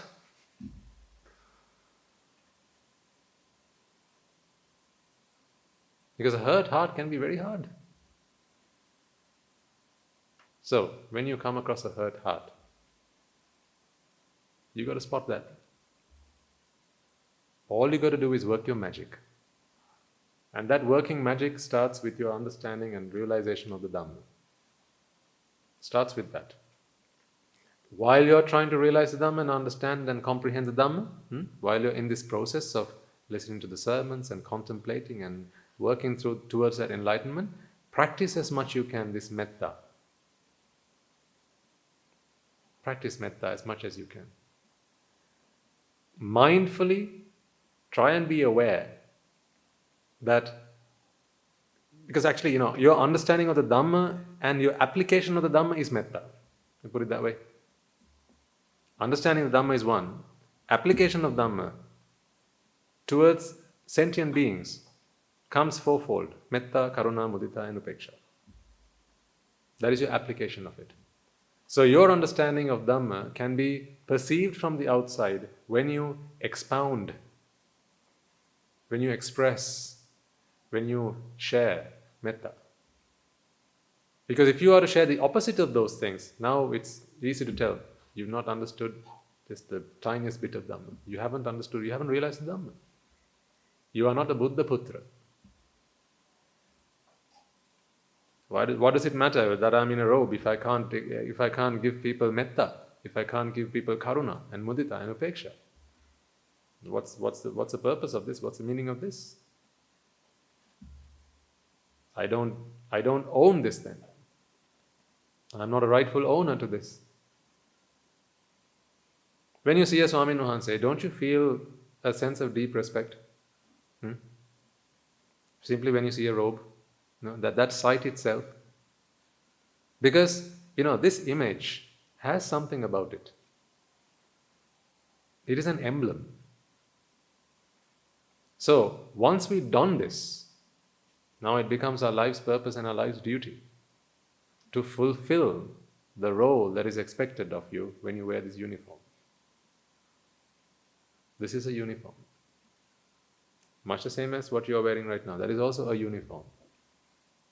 You're clad in white. White is a symbol of purity, pureness of heart. So if this is the King of Hearts, these are the bishops, or these are the knights,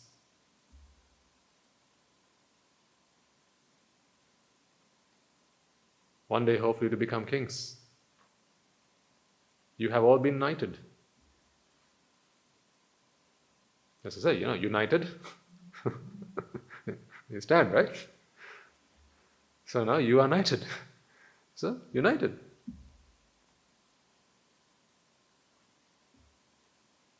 So, I want you all to be like an army. We are all an army. Our battle is with a common enemy. But the enemy doesn't know that. So in the conventional sense, the enemy, the person who has a go at you, the person who tries to attack you, they don't know that. They think you are the enemy. That's like a child. When you ask a child, Buddha, go and do your homework, please. Say, no, not doing homework. Please go and do your homework. They think they're doing it for you. That's why they're not willing to do it. Yes or no, mothers or fathers? No? That's why they don't want to do it, because they think they're doing it for you. One day they're going to realize they're doing it for whom? For themselves. When that day dawns, now you don't need to be on their case. They'll go and do it. But you as a mother, you as a father, know that for this child does not understand the problem today. But one day, despite them not understanding the problem today, they will suffer the consequences one day. And when that day comes, perhaps I won't be here to look after them. So therefore, I must encourage them, inspire them, ignite that desire within them to try and solve their problem and get them to do what they need to do now so that they can reap the rewards later. See, that you do with compassion. Sometimes you might not do it for the child next door, but you'll do it for your own child. If you've ever been in a position where you've had to hit your child, okay? There is a way you can hit your child with compassion. I'm not condoning corporal punishment. So at our monastery, we don't do that. But only yesterday, we had some new young children that we took on. The youngest one is 6. I know, we are crazy. They are special cases because for them, both mother and father have come into the sasana. The mother is an anagarika and the father is a monk, or become an anagarika, going on to become a monk. And if we didn't take the child on now, then the mother has to wait until the child is 14 to enter the anagarika program. By that time, sometimes her youth has passed her by. So you want to give her the opportunity to come and join the army, the noble clan, and start working on her deliverance, on her liberation. So therefore, we've gone the extra mile and said, okay, we'll take them on as well. Yesterday I was here in Hindi class, and one young child was screaming at the top of his voice. So we had to stop the class for a few moments because he was so loud, screaming. Because the mother had to go to the anagarika. But the father is here, the father is a monk. But the child, he's still just getting used to it. It's like your first day at Montessori, right? The first day you cry because you don't want your mother to leave. The second day you cry because you don't want your mother to come and take you back.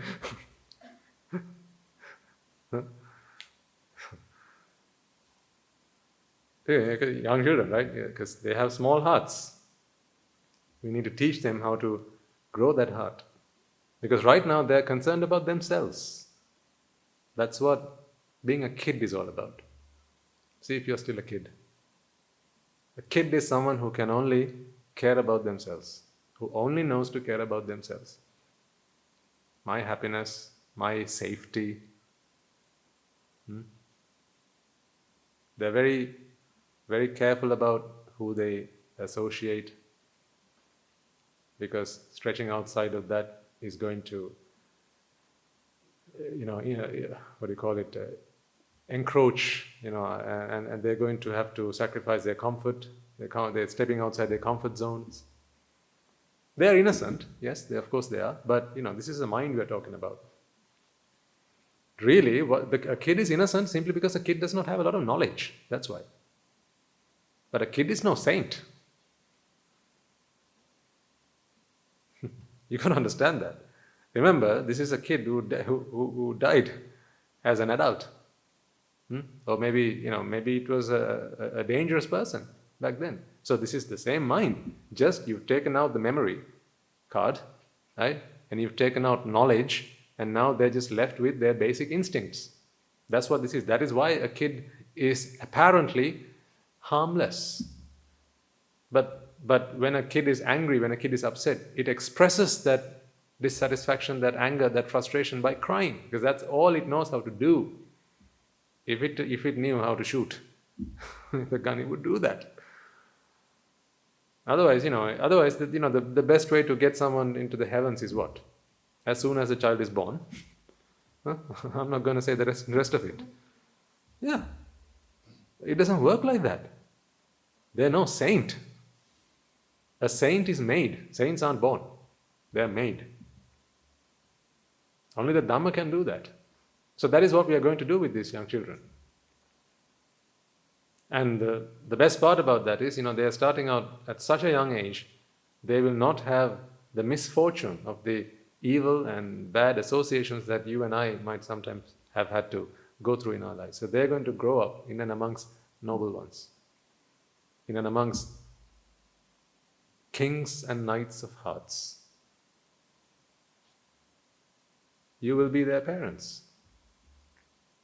Perhaps on some occasions we might have to ask you to come and spend some time with them. Can you look after them while we have the sermon? You might have to do that.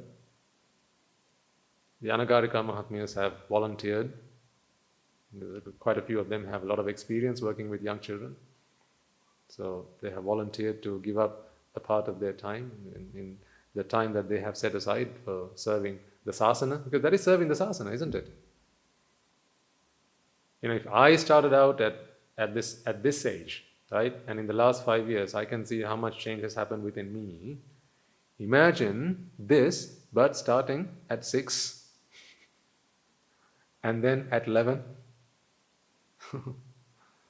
without all the rubbish, like double filtered water. It'll be like feeding them distilled water. That's what's going to happen with them. So I think, good things will happen. And they will go on to, practice the path. They will go on to become Anagarika Mahatmyas, the 18 minus, and then they go on to become senior Anagarika Mahatmyas, and then one day they will enter robes, and I don't know, perhaps they'll enter robes as Rahathan Vanses. It's quite possible. It's quite possible. You're doused in Dhamma and doused in compassion. and kindness, mercy, these wonderful things. They don't know what evilness is about. Because it may linger in their hearts, but they're not given the opportunity for that burning embers to start a fire again. So therefore, while it remains an embers, we put it out. The thing is, once the fire lights, now it causes harm and damage to everyone around them, and then all of those things are demeritorious. And then every demeritorious deed you do steps you away from attaining liberation, attaining happiness. So that is the real benefit that they are going to gain. Now I know what these doers are thinking. What about us? What about us?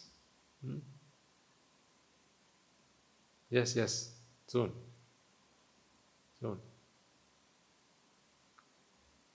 Keep on healing hearts. That is what you need to do. Keep on healing hearts. You're all knights and dames. So keep on healing hearts.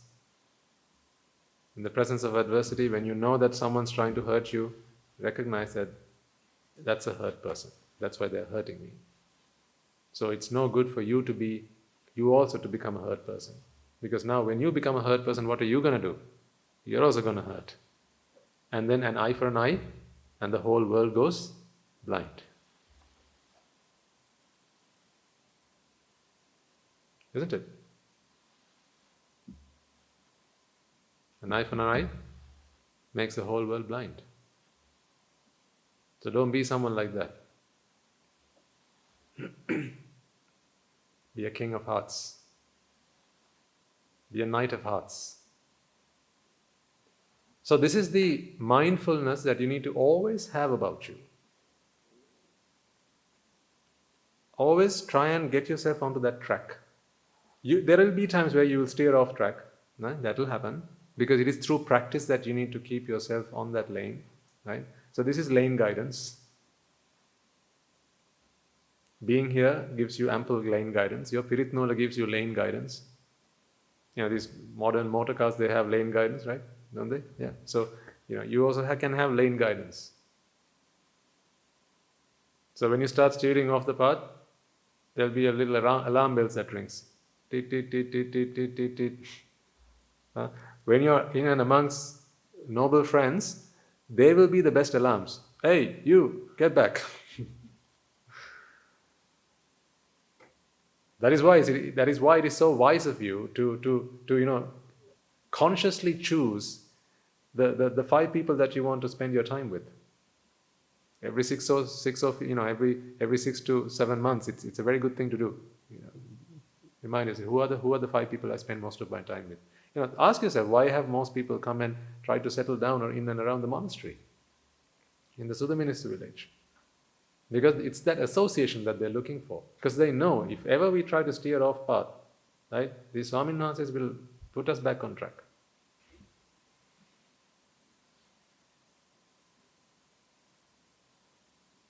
Because we will not allow you to retaliate. It is forbidden. Retaliation is forbidden. You can only retaliate in kindness. You can only retaliate with compassion. So if ever someone comes to take an eye, you give an eye and a heart. There's the eye, here's the heart. It's happened, in the past. Utpalavanna, Maharaj Termin Mahansi. One day she was having rest in her kuti, and someone who had been mesmerized by her beauty. He'd always kept an eye on her and always wanted to, be with her.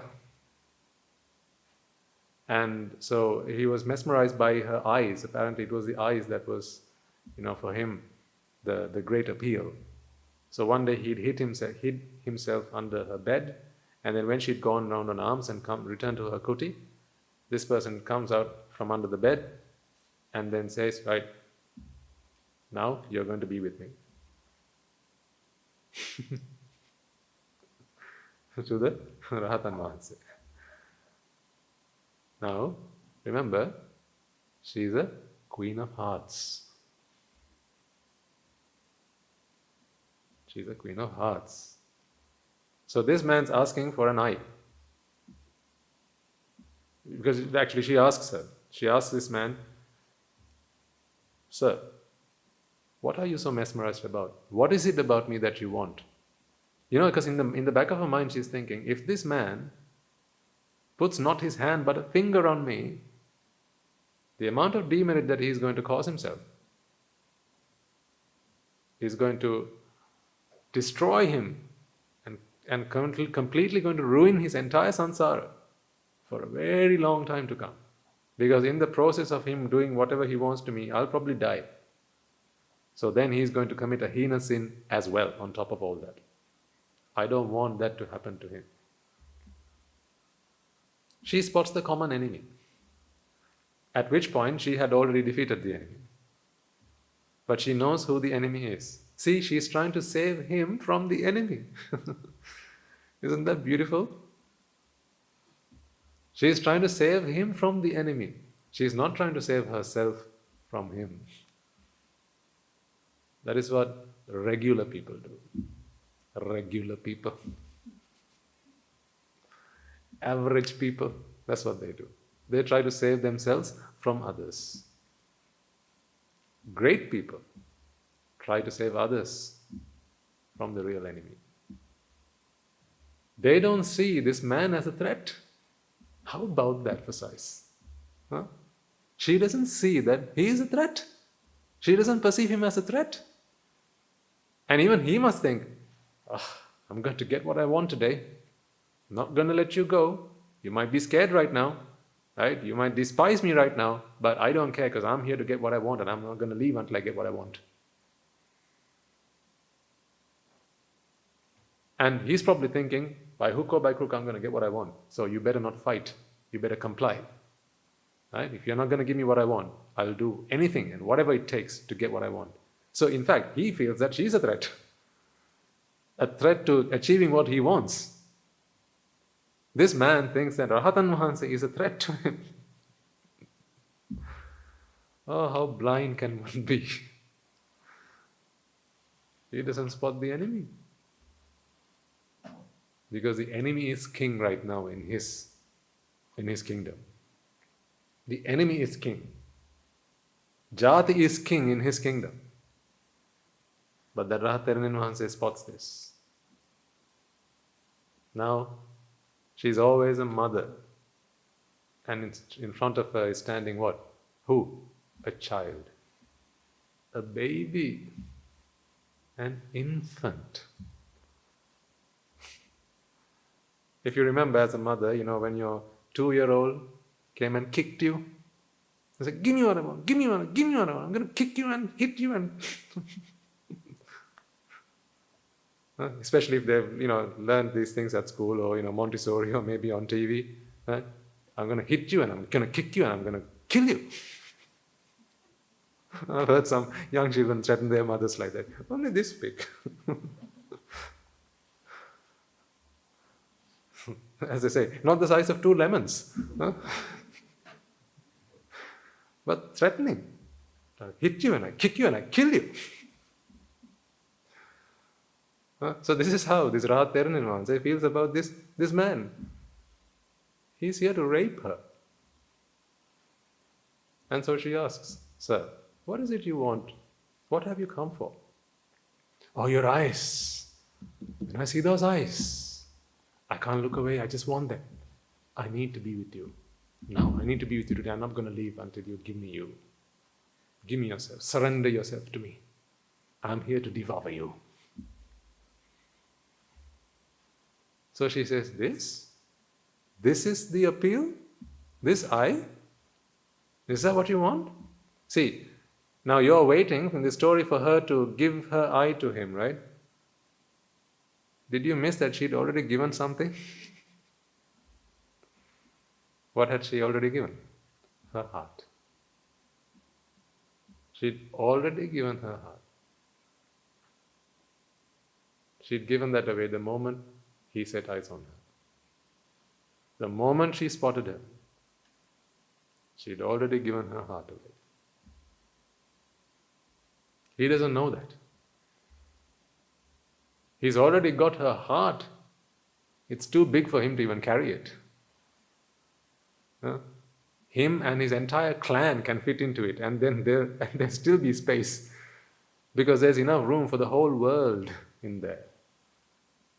She'd already given him her heart, and he's still asking for her eye, something so small, when she'd already given him something so huge, something so big, something magnanimous. So she says, okay, why do you go through all this trouble? You don't have to go through all this trouble. Let me do you a favor. So she digs her fingers into her eye socket and plucks her eye out and says, this is what you want, sir? There you go. You may have it.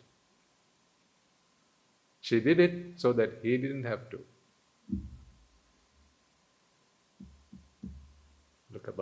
Think about that. She did it so he didn't have to. Because she knows that if he did it, then there's never going to be a day when he's going to become a king of hearts. Certainly not for a very long time to come.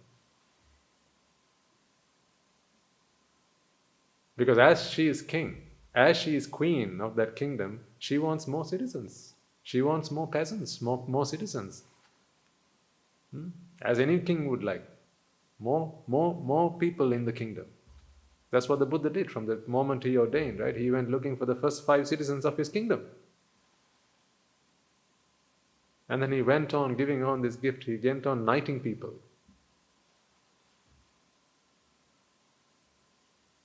And every time he knighted someone, he said, right now it's your duty to go and knight someone else. Go on. Train yourself for about 5 years under your teacher. And then once you have trained yourself, now you can go and knight someone else. And may the kingdom grow. A kingdom where everyone is a king of hearts. That is what we belong to. So that is what she did.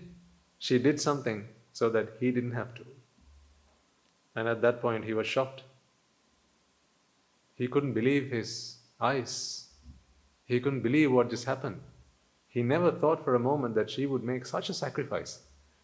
See, only then he thinks that she's made a sacrifice.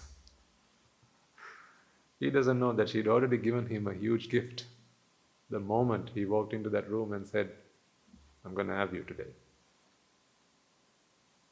The thing is, he didn't know that she had already had him. He was the prey, and she was the predator. He thought he was the predator and that she was the prey, because she's queen of hearts. She'd already given her compassion and kindness. This is the kind of person you need to be. This is the stuff that arahants are made of. Becoming an arahant is a series of cause and effect. And arahanthood is an effect. It needs to manifest, as all things. It doesn't fall out of the sky. It doesn't grow on trees. It doesn't blow in the wind. It's not something you step on by mistake. Arahants aren't born. They're made. Your task is to make an arahant. Making an arahant is about making yourself a king or a queen of hearts. You have all embarked on that journey as knights. Even from the little ones. See, Saturday afternoon, Saturday morning, they come here and they sit down in this sermon, and this is not what normal children do. There's something wrong with you children. This is not what normal children do. What's wrong with them? Look at this child. It's not what normal children do. Come here, sit down at Swami. Just stare at him. Not a sound from them. No trouble, no bother, nothing at all. Half of these things they might not even understand. But for the half that they do, they're still here. You can't tell me they come here for the roti.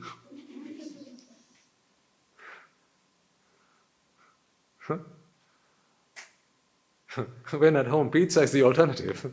Why come here for a roti?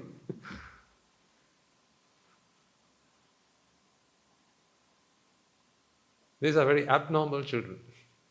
They don't belong to this world. They have become aliens in this world.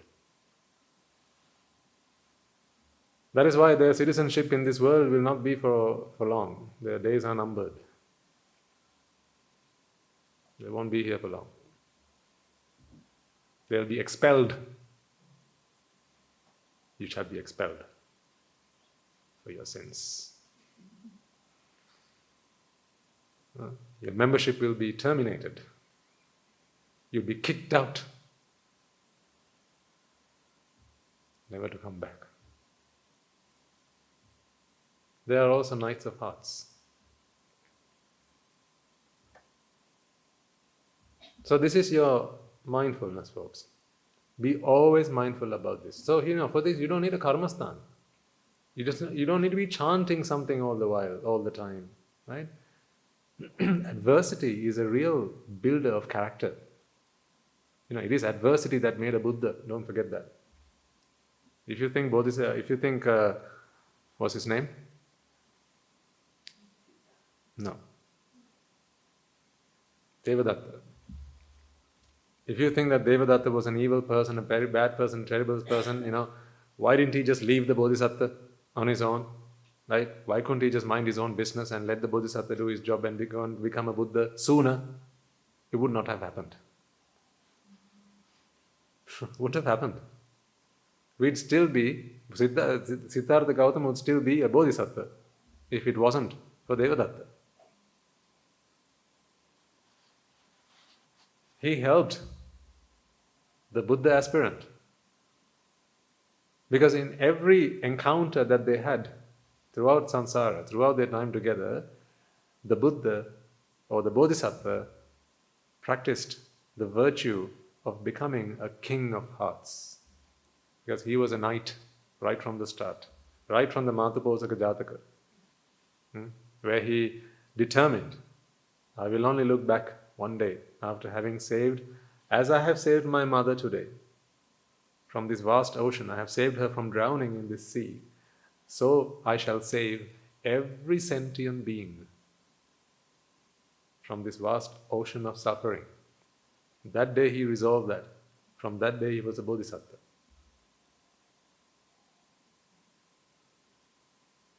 That's the stuff that Bodhisattvas are made of. In Guru Hamru's own words, he said, none of you, he was looking at us, he said, none of you are still Buddhas. You are all Bodhisattvas. He said, you are all Bodhisattvas. So do what Bodhisattvas do, is what he said. If you are a Bodhisattva, do what Bodhisattvas do. Because it is a Bodhisattva that becomes a Buddha. It is not the Buddha that becomes a Buddha, is it? So you can't do what Buddhas do and become a Buddha. You got to do what Bodhisattvas do to become a Buddha. Once you are a Buddha, now you can do what Buddhas do. So what do Bodhisattvas do?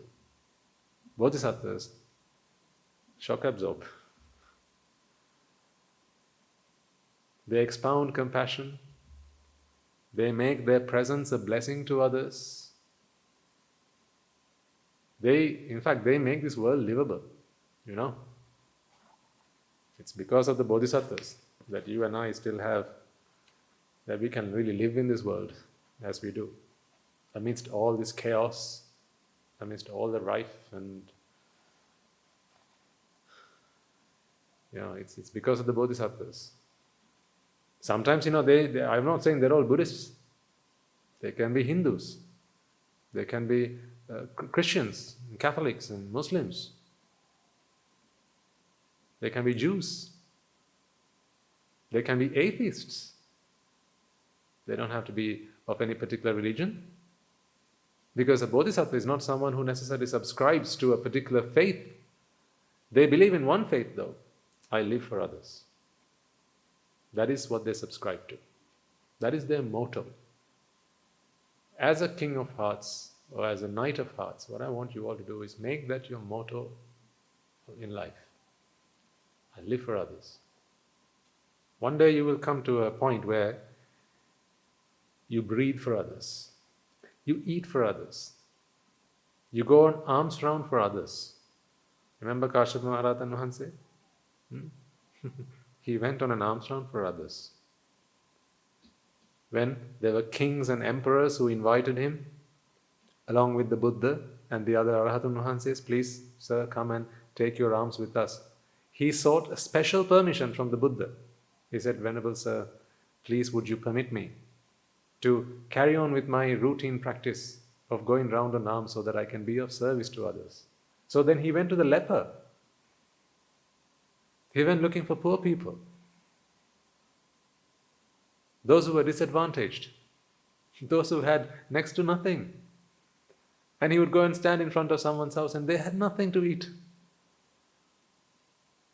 But, people saw this and then immediately, they went into some kind of panic mode. We got to do something. It's a Swami Vahanse. We have to do something. We have to do something. What do we have? What do we have? What do we have?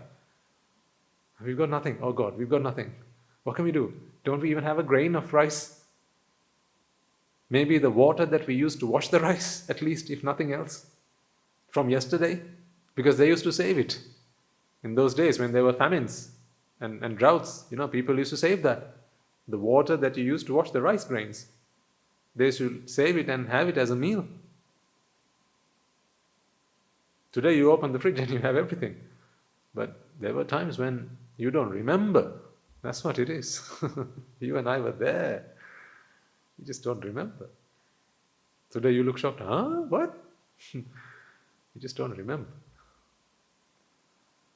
So they used to save that, and they said, at least let's maybe boil this and offer this.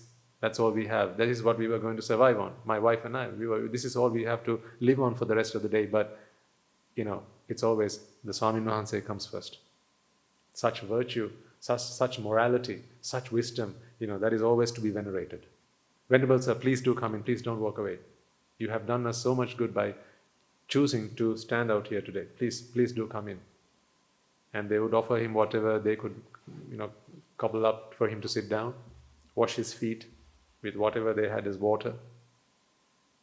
These are drought times. Maybe all he could had was his handkerchief to wipe his feet, and the sweat that was in there to wash it. And he would sit down, and then he would run into the house. His wife and him would boil the soup, they would call it, and they'd bring in and say, well, Most Venerable Sir, this is all we have. Please do forgive us for not being able to offer you any more than this. This is all we have. Please be so kind to accept this offering. If it was just one day, you could have said, Káshyapa Mahārātan Vahanse made the wrong decision, don't going on arms. It was just a poor choice that he made. And next day he would have decided, good Lord, if I go down this path, there's nothing to eat. So I better go and, have my dinner with the kings. There, you're always going to be well fed. But no, that was his lifestyle. Because he was a king of hearts. He went around looking for hearts to heal. He didn't go around looking for alms. That's the thing. You see a man with an alms bowl and you think, here's a beggar coming to get what we have. Coming to take what we have. No. Here's a man with a heart the size of a mountain. He's come to show you his alms bowl and open his heart and ask you to step in. Into that alms bowl you'll put a grain of rice. He'll open his heart and say, come on in. There's plenty of room for all of us. That's a king of hearts. You got to be like that, folks.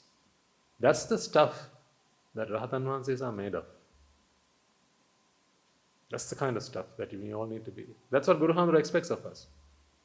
He tells me personally, and as well as when he gives instructions to all of our monks, don't you worry about whether you understood the Dhamma or not. He tells us that. If you don't understand some of the things that I preached to you, it's all right, don't worry about it. If you don't understand how Bhavapacchaya becomes Jati, don't worry about it. Let it be. Because that will happen when it happens. Because that is a result. It's like your exam results.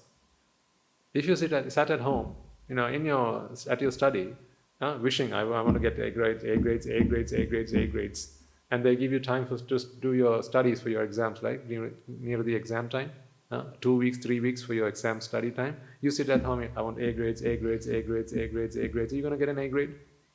No, because that is the result. They give you time to work on the causes. Don't worry about the result. Because the result is a manifestation, because it is an effect of causes, the only things you need to concern yourselves with is the causes.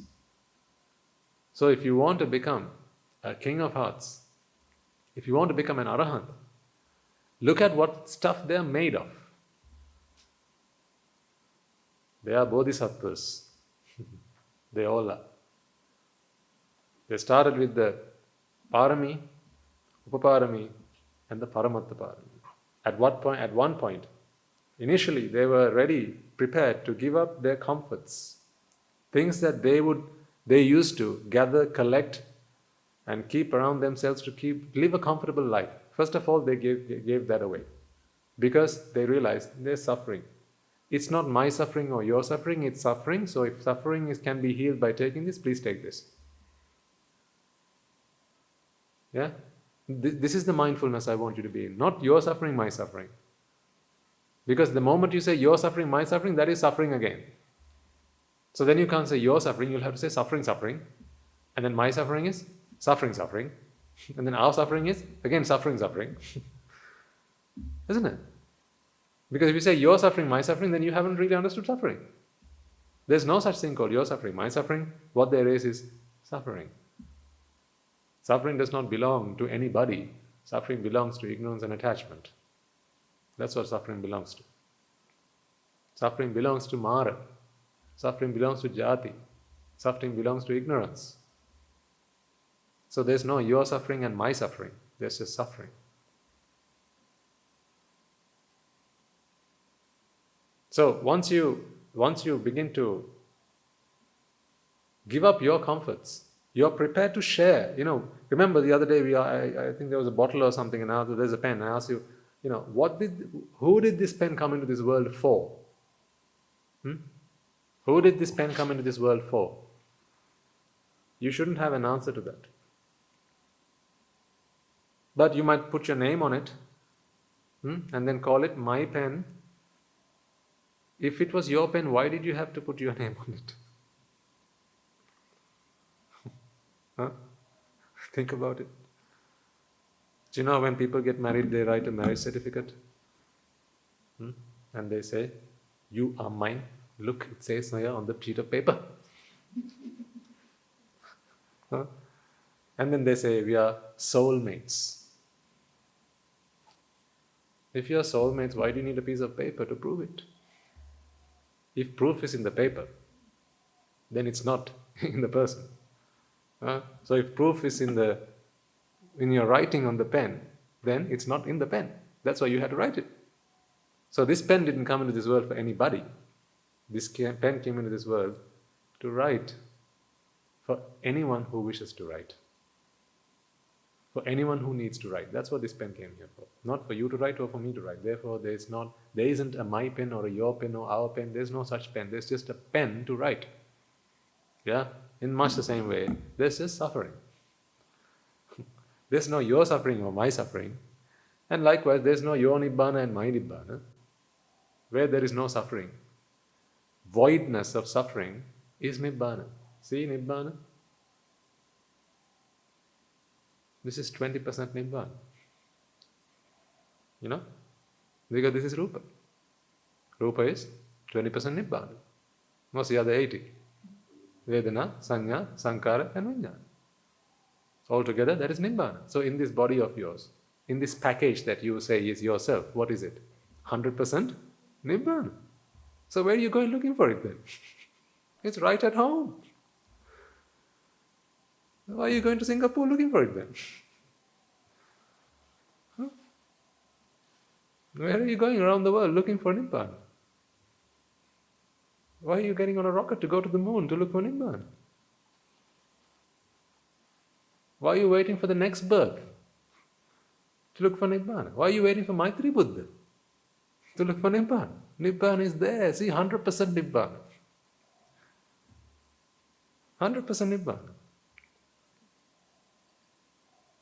It is ignorance and attachment that ruins the whole thing. Therefore, suffering doesn't belong to you. Suffering belongs to whom? It's not to whom? To ignorance and attachment. That is what suffering belongs to. That is why when you rid ignorance and attachment, they take everything that belongs to them with it.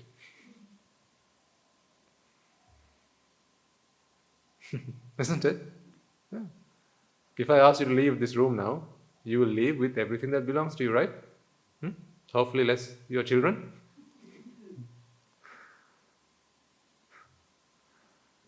So you'll leave with everything that belongs to you. In the same way, when you rid the mind of ignorance and attachment, it'll leave with everything that belongs to it. But it won't leave with Rupa. It'll leave the Rupa. And it'll leave the Vedana.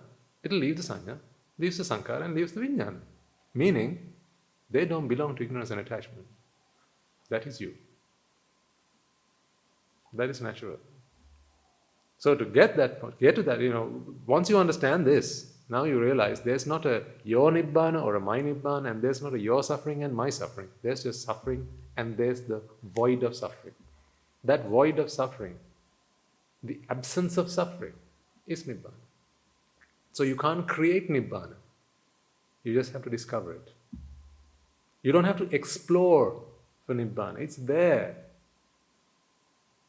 It's there. You just have to uncover it. It's there.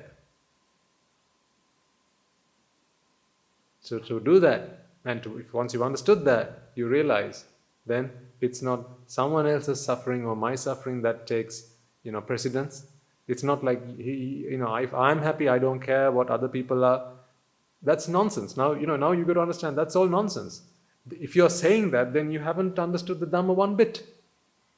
And if you say, I'm going to sacrifice myself for others, again, there's a lack of understanding there. Now you've got to be very intelligent to understand what I'm saying here, because just a few moments ago I said, sacrifice yourself for others. And now I'm saying, if you're thinking about sacrificing yourself for others, then again ignorance is at play. What I'm trying to really say is, there is no you, me, he, they, I, others and so on here. There's just Nibbána and suffering, right? Once you rid suffering, there's only Nibbána left. That's why when you and I, or when you and someone else, you have a problem, if you are able to see this, folks, if you are able to really penetrate this veil of ignorance and look at this truth, when you identify that, now it doesn't matter whose Nibbána is achieved at this point, because there is no such feeling of whose Nibbána, it's just Nibbána. Then it doesn't matter who gets the first meal, who takes the first bite. Because if there's hunger, hunger is hunger. It's not his hunger, my hunger. Hunger is hunger. Hunger is when the stomach aches with the lack of food. But the world doesn't understand this. Therefore, people will sometimes even destroy crops and vegetation and surplus of food when the other half of the world is hungry. Because they'll say, unless we do that, we can't maintain the price of food. We can't maintain a competitive environment. And we can't keep the food we can't have the food reach those of us. So to do that, they have to dump some of that into the oceans. Funny stuff, isn't it?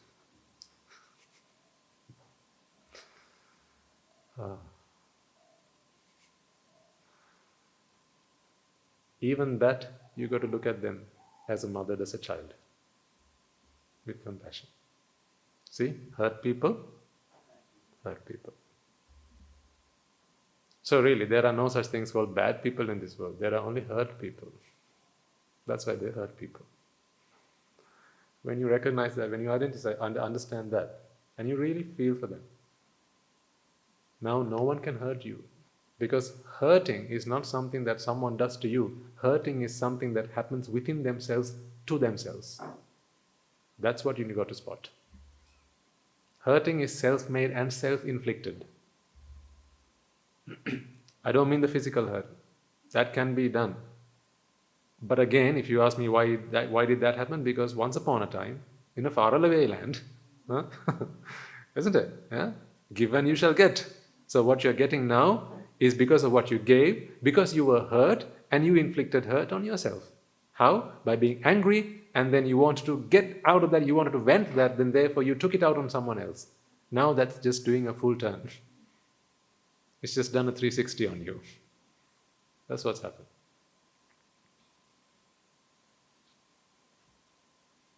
So have an abundance of compassion in your hearts. Carry that as your, you should be a symbol. That should be your, what's the word? Your vehicle, yes. Mettá should be your vehicle. Have that as your crest. Wear it on your shoulder, on your chest. Be an ambassador of Mettá. It won't be seen from the outside because it's nothing to show from the outside. It's about that abundance of compassion, that extension of compassion and loving kindness, not to this person, that person, the other person, my son, my daughter, my father, my mother. Put all that to aside. It's about to any ailing heart. Any ailing heart. May all hearts that ail be free of ail. Be free of ailment. Be a walking remedy to ailing hearts. That is what you need to be. That's why, now, I'm so sorry. Should just roll off your tongue like water off a leaf without a problem.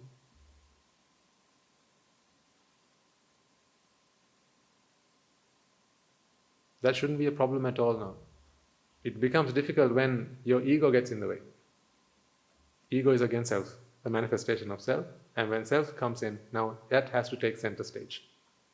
Now you have to protect and preserve that. So anything that undermines this is going to hurt you. So keep Mettá, Karuná, Mudithá and Upekká. Start with Mettá, the rest will come to you. Start with Mettá. Start with Mettá. See, anyone can do that, even the young children can do it. Start with Mettá. Make that the way you practice what you learn in the Dhamma class. What you come and learn here as the Dhamma, make Mettá your application of that Dhamma. Be an ambassador of Mettá. Be a king of hearts. That is what makes you a great person. Remember, success is not measured by what you have achieved. Rather, it is measured by who you become in the pursuit of what you go after. That is what your success ought to be. So, don't make arahanthood your objective. Okay? Do try and understand what I'm trying to tell you here. Your greatness, your success should not be the object of your pursuit. It's who you become in your pursuit of it. That is success. That's why you can't make a rich man a poor man by taking away all his money. Because he is a rich man on the inside. Take it away today, 6 months later, he'll make twice what you'd stole from him. That's a rich man. So, don't become an arahant. Become an arahant. It's not the target. It's not the goal. It's who you become in the process. That should be your greatness. In that process, you work on this. You work on your attitudes. You work on your compassion. You work on who you are to others. That is what it is. The King of Hearts. Right, time's up for today. So next week we don't have a sermon, but what we have is the result of sermons. So next week we'll see the results of sermons. 16 times that. I do hope you can all join and pass on your blessings to them if you are available. I don't mean you have to be here, but if you are, it would mean a lot to them to have their family with them. Our Anagarika Mahatma, I say this hand on heart, really. They relate more to you than they do sometimes to their natural nuclear families. Because sometimes, the people that they spend time with, they don't understand them anymore.